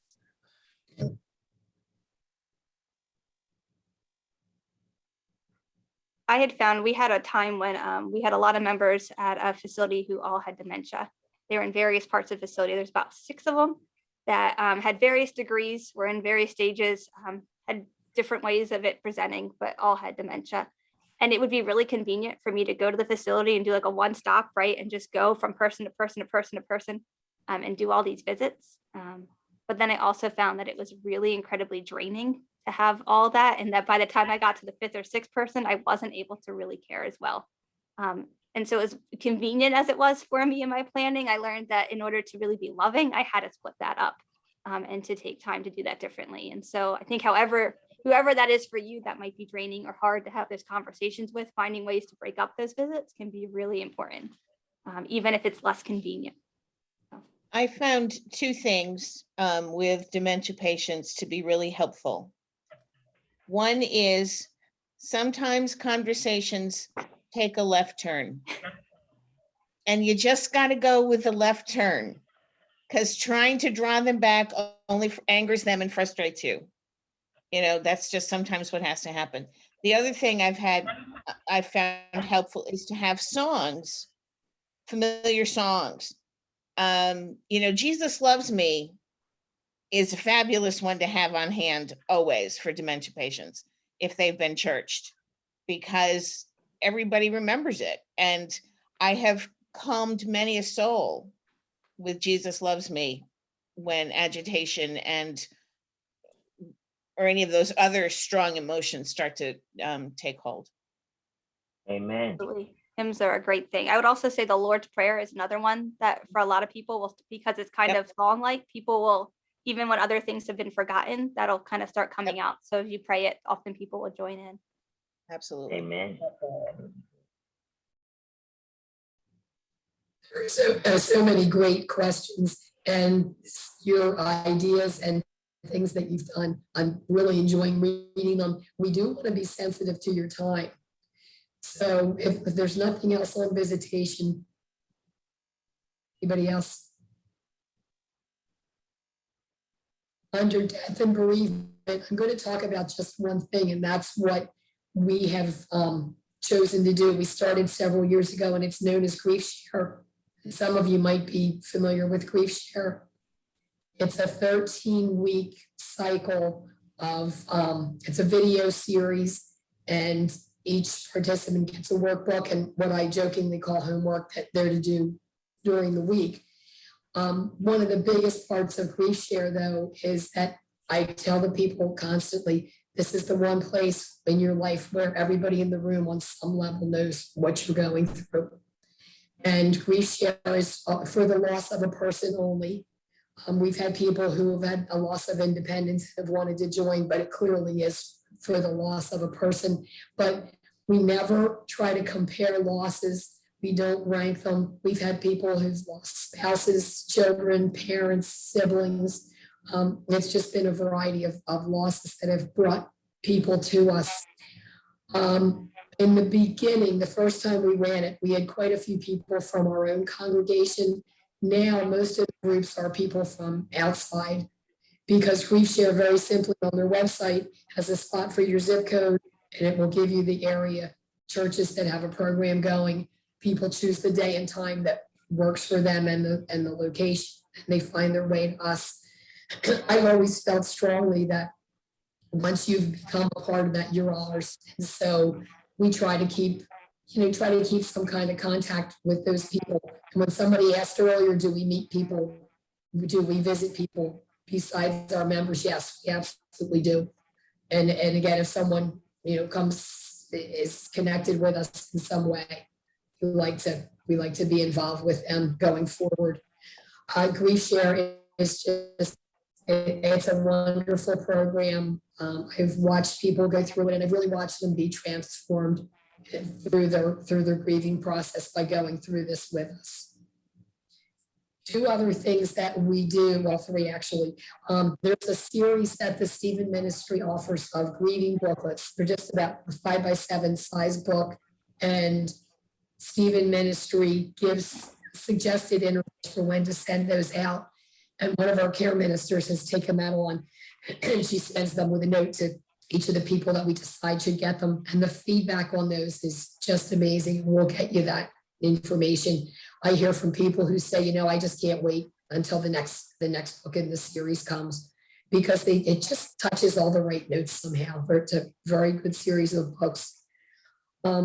We started offering about 2 years ago something that's part of Grief Share called Surviving the Holidays. And it is a one-night session, a couple hours, and it gives you spiritual but also practical guidance for surviving the holidays. Little things like if you get an invitation to a party and you decide you want to go, that's fine, but drive yourself. So if you hit a wall while you're there and you just really can't handle it anymore, you can leave. You can leave on your own. Just small things like that, but things that are important for people. When Thanksgiving and Christmas comes, and the world wants us to be happy, and sometimes people aren't happy. So this gives them some good skills to help them through. And then the last thing we do in this regard is Blue Christmas, and that's a service that we offer usually the Tuesday before Christmas, and it's a quiet, meditative service that we offer. And it's something else where we get a lot of positive feedback. Sometimes we'll only get a handful of people, but that's okay, because we know they're the people who need it most. they're the people who were there with us.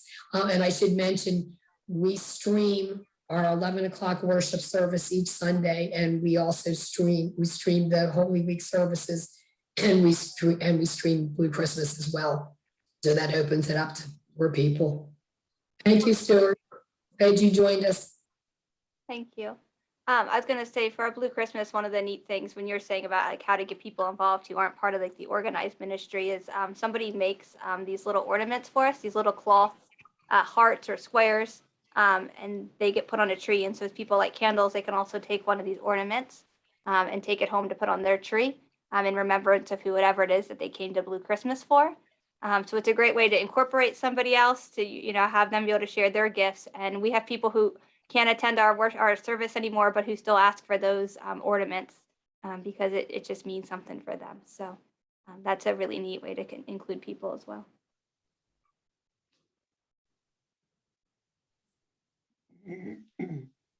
Yes, Tony, do you have anything you want to share before we open it up to questions? Because I definitely want to allow some time for that, and we're getting close. Yeah, I was just going to follow up when people ask about how often. So as a pastor, I would try to get there. Now I just do emergency visits, or for those who request for me specifically to come, since I'm just so focused in children's ministry. But I would try to get there 3 or 4 times a year personally. But our care ministers would be partnered with people, and their goal was to see people monthly. So that was kind of how we rotated it, which is again why it was so important to have a team, because with so many people on our list, we could not get to, as a pastor, I could not get to them and still do all the other things. Even when that was my main area, it's just not going to work. So having a team of people so that they can be seen more was really, really useful. And also I would let them know, right? Hey, I know this is your person. I'm going to be going out this week. So they knew that they could kind of move around that. I love, joining visits. That's always great when you can get several people together to be able to visit. Or, there's times now I take somebody who's not a care minister with me, who's a friend and maybe who can't travel, especially if it's another older adult who has a hard time driving. Having them come along and they get to see somebody and we get to be part of that together is a great way to visit for those who are comfortable driving with others. So I think that's kind of my last big piece. We'll share resources here in a minute, but are there things for your group that have worked well for you? Oh yeah, streaming funerals. That's great. At the beginning of the pandemic, I said that was a terrible idea. And then we had our first death and we had no choice, we could only let 10 people in our church. And so we streamed the funeral service, and it was the most beautiful, heart-touching thing. And the family still looks back at that service. And it's one of those times I was completely wrong of why we should do that. And so we talk about now how we just always plan to stream funerals because people are across the country and there's a lot of good reasons they can't make it.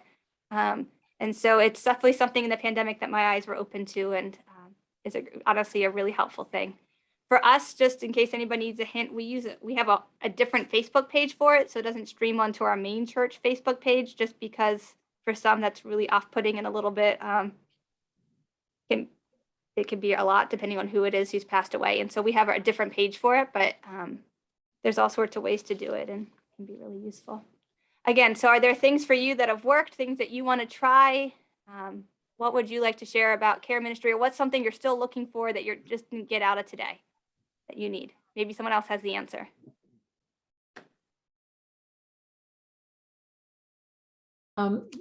Could I share something with the group? This is Sue. I'm from Otterbein United Methodist Church in Lancaster.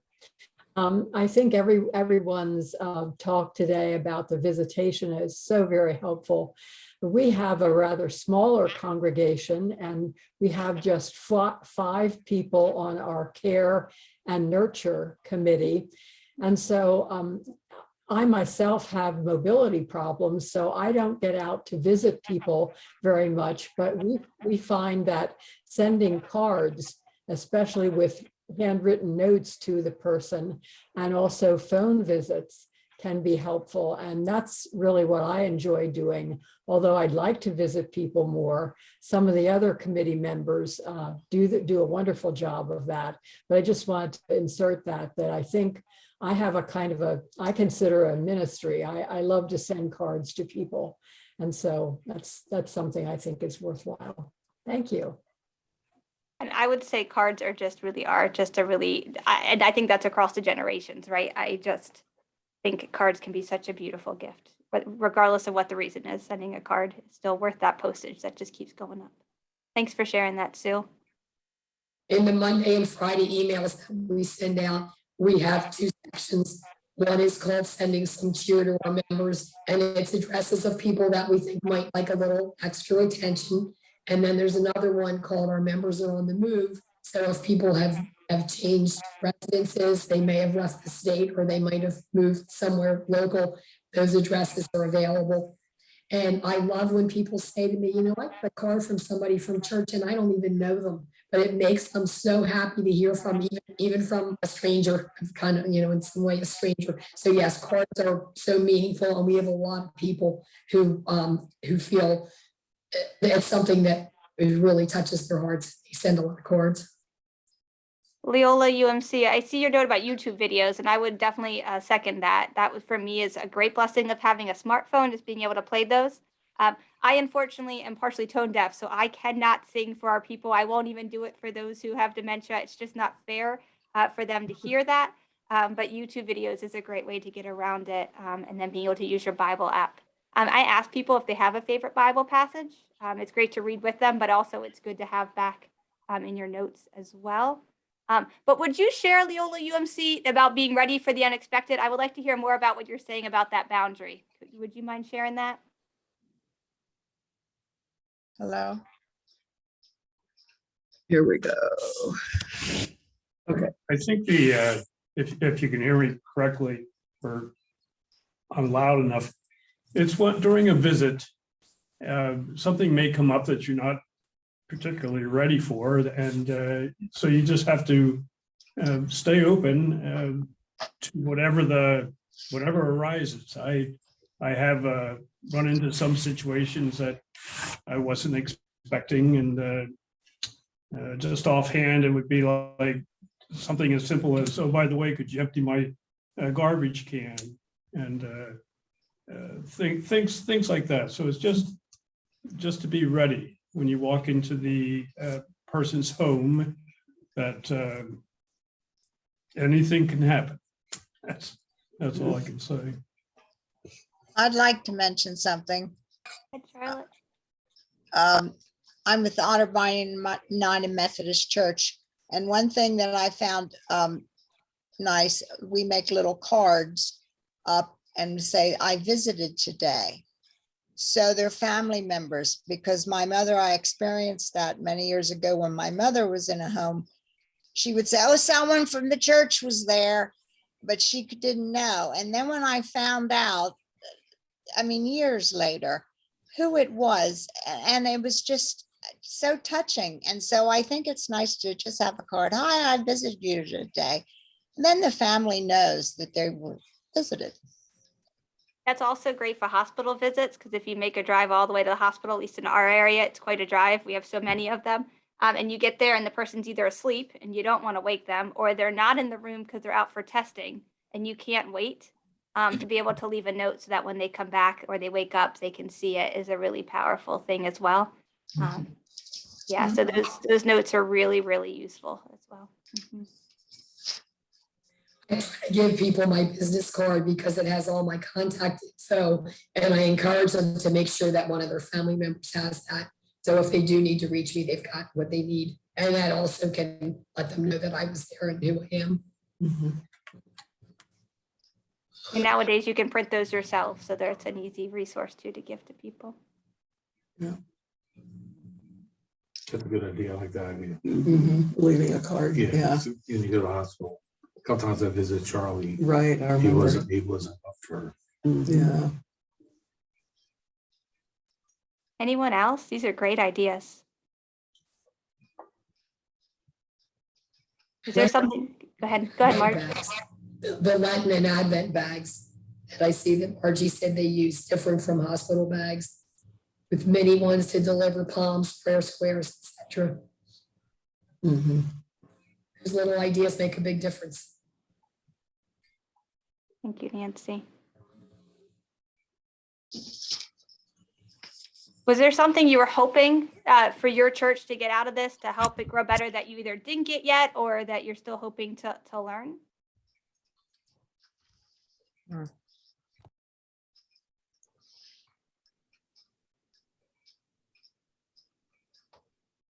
We don't have all the answers. We're really honest about that. But if there's something somebody else can facilitate for you or communicate, I think that would be really great.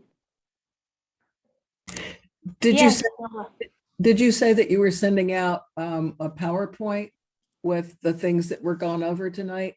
Yeah, we'll send out the PowerPoint. We can even send out our outline for you, and then all those resources that we've kind of mentioned with the application, the covenant, those kind of things. One of the places that I find a lot so the Church of the Resurrection that I know I've mentioned a ton. No church is perfect, trust me, but because they put the resources for free, they've made this whole group called sharechurch.org.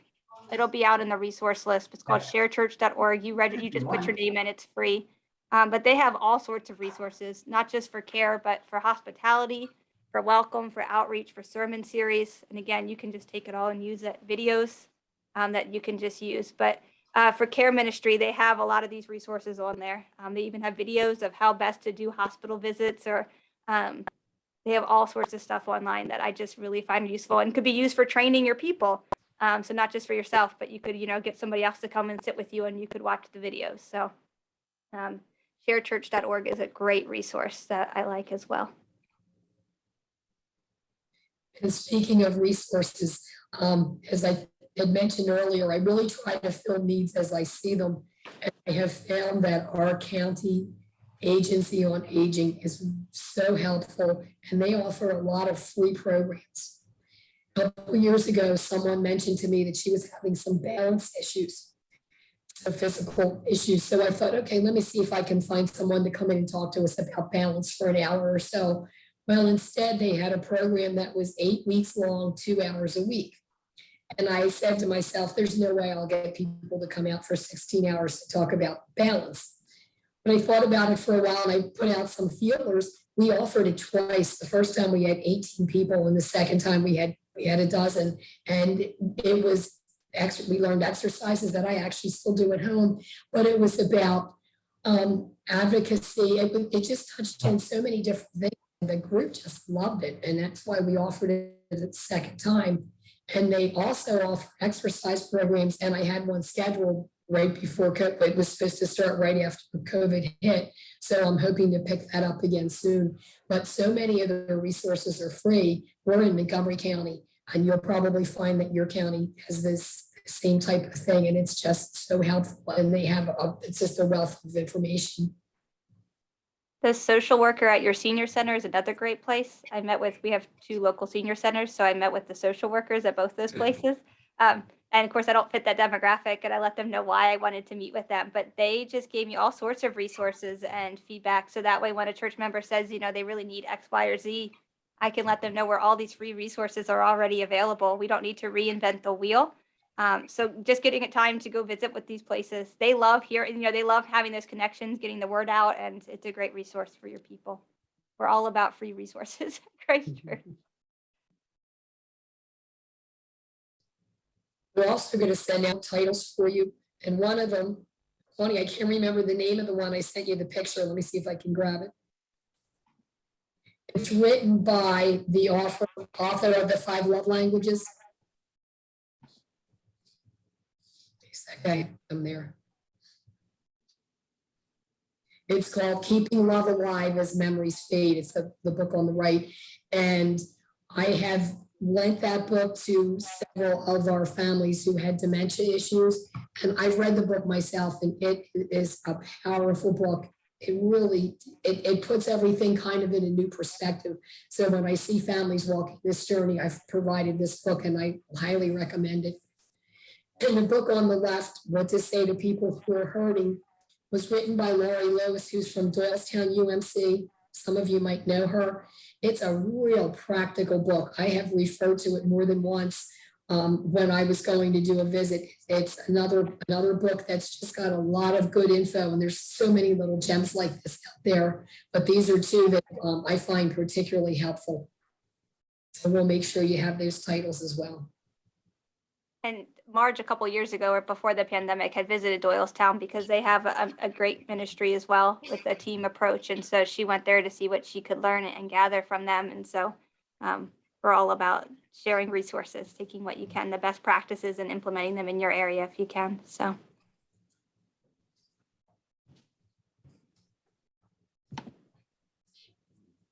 And you will have our contact info when we send out the email with various resources. And we'd love to hear from you if something's working for you, something that we mentioned tonight or something that we didn't mention. We'd love to hear from you. Before we go, I was going to go ahead and close us in prayer. Again, I just want to reiterate, we know we don't have it all. We know we can't put it all in your church.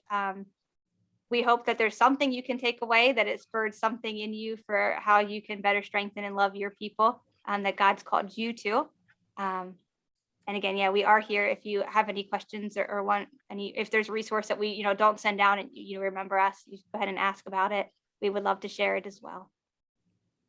But let's go ahead. Marge, would you mind closing us in prayer? Heavenly Father, we thank you for this evening. We thank you for each person who participated tonight, Lord, that their hearts are committed to this ministry of caring, that we can be the hands and feet of Christ on this earth, in our churches. We ask that each one can leave tonight with some information that they can use, that they can take back to their churches and can find new ways to be a blessing to their church families. Thank you, Lord, for all you do for us. Thank you for loving us. In your name we pray. Amen. Amen. I would normally pray for safe travel, but I don't have to do that. Amen. Thank you. Have a blessed week, Thank you. everybody. Thank You, you. you too.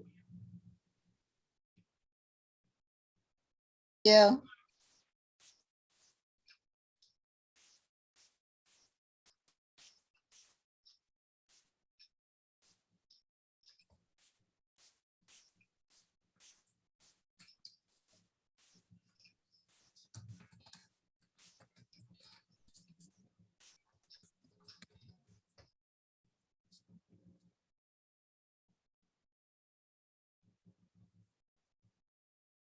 DUMC Media, what church are you from?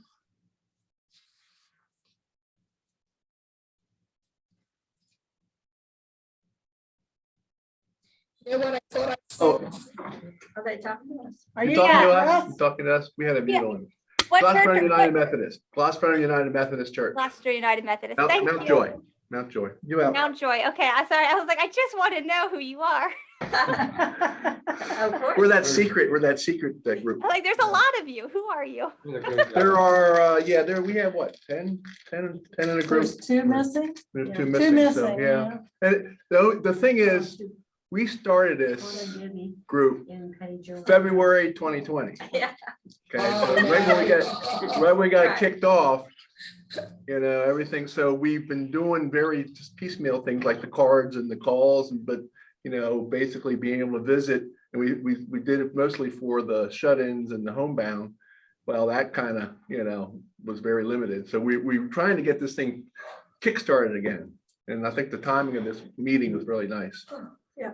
Trying to get as people we can now start visiting, opening up to more than just the select few.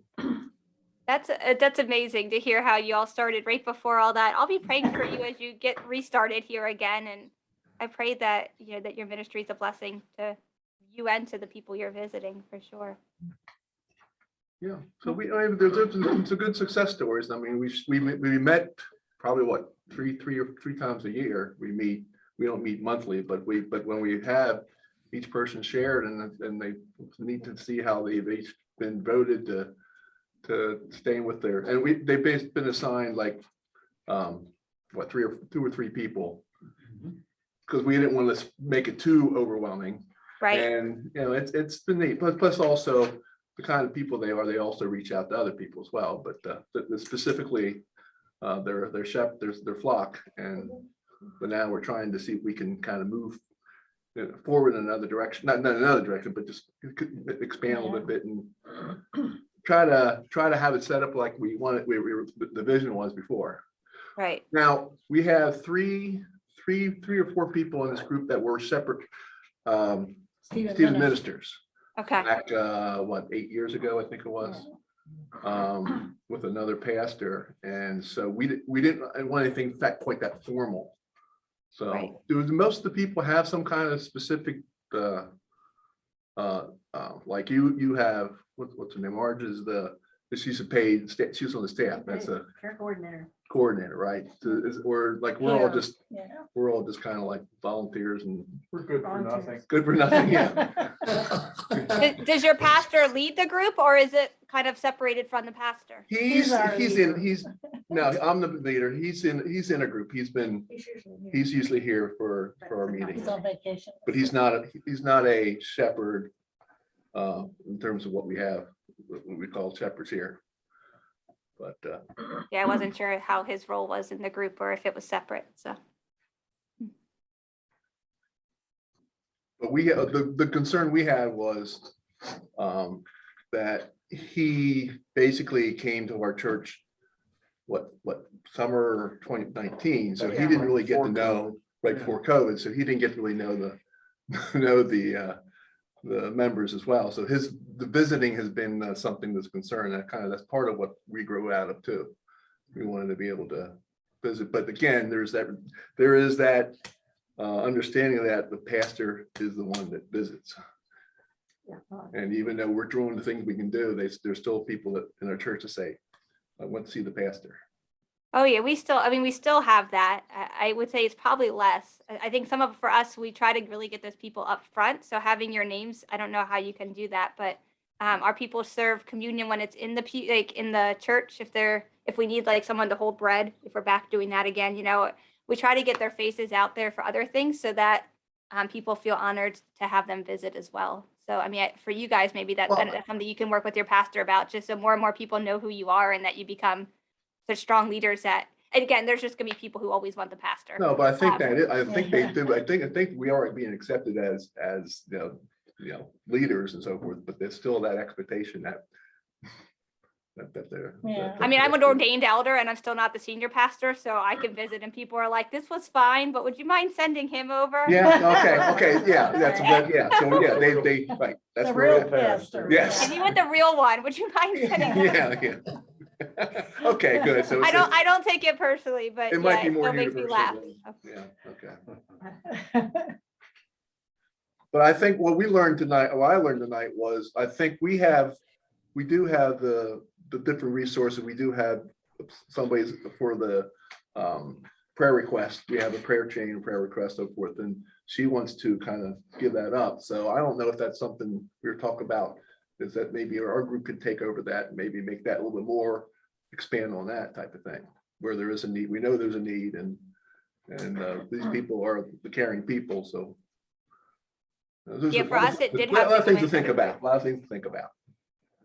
Yeah, our prayer team had, at that point, whoever's writing it, we did have to kind of bring it into the prayer ministry. They were going to step away anyway, and it was kind of a natural change to take over with that group. So I think that could be helpful, but gives more work to do.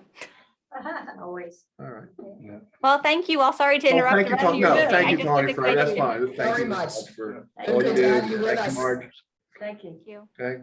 All right, take care. Keep in touch. Keep in touch. Let us know how it's going. Okay, thank you. You will do.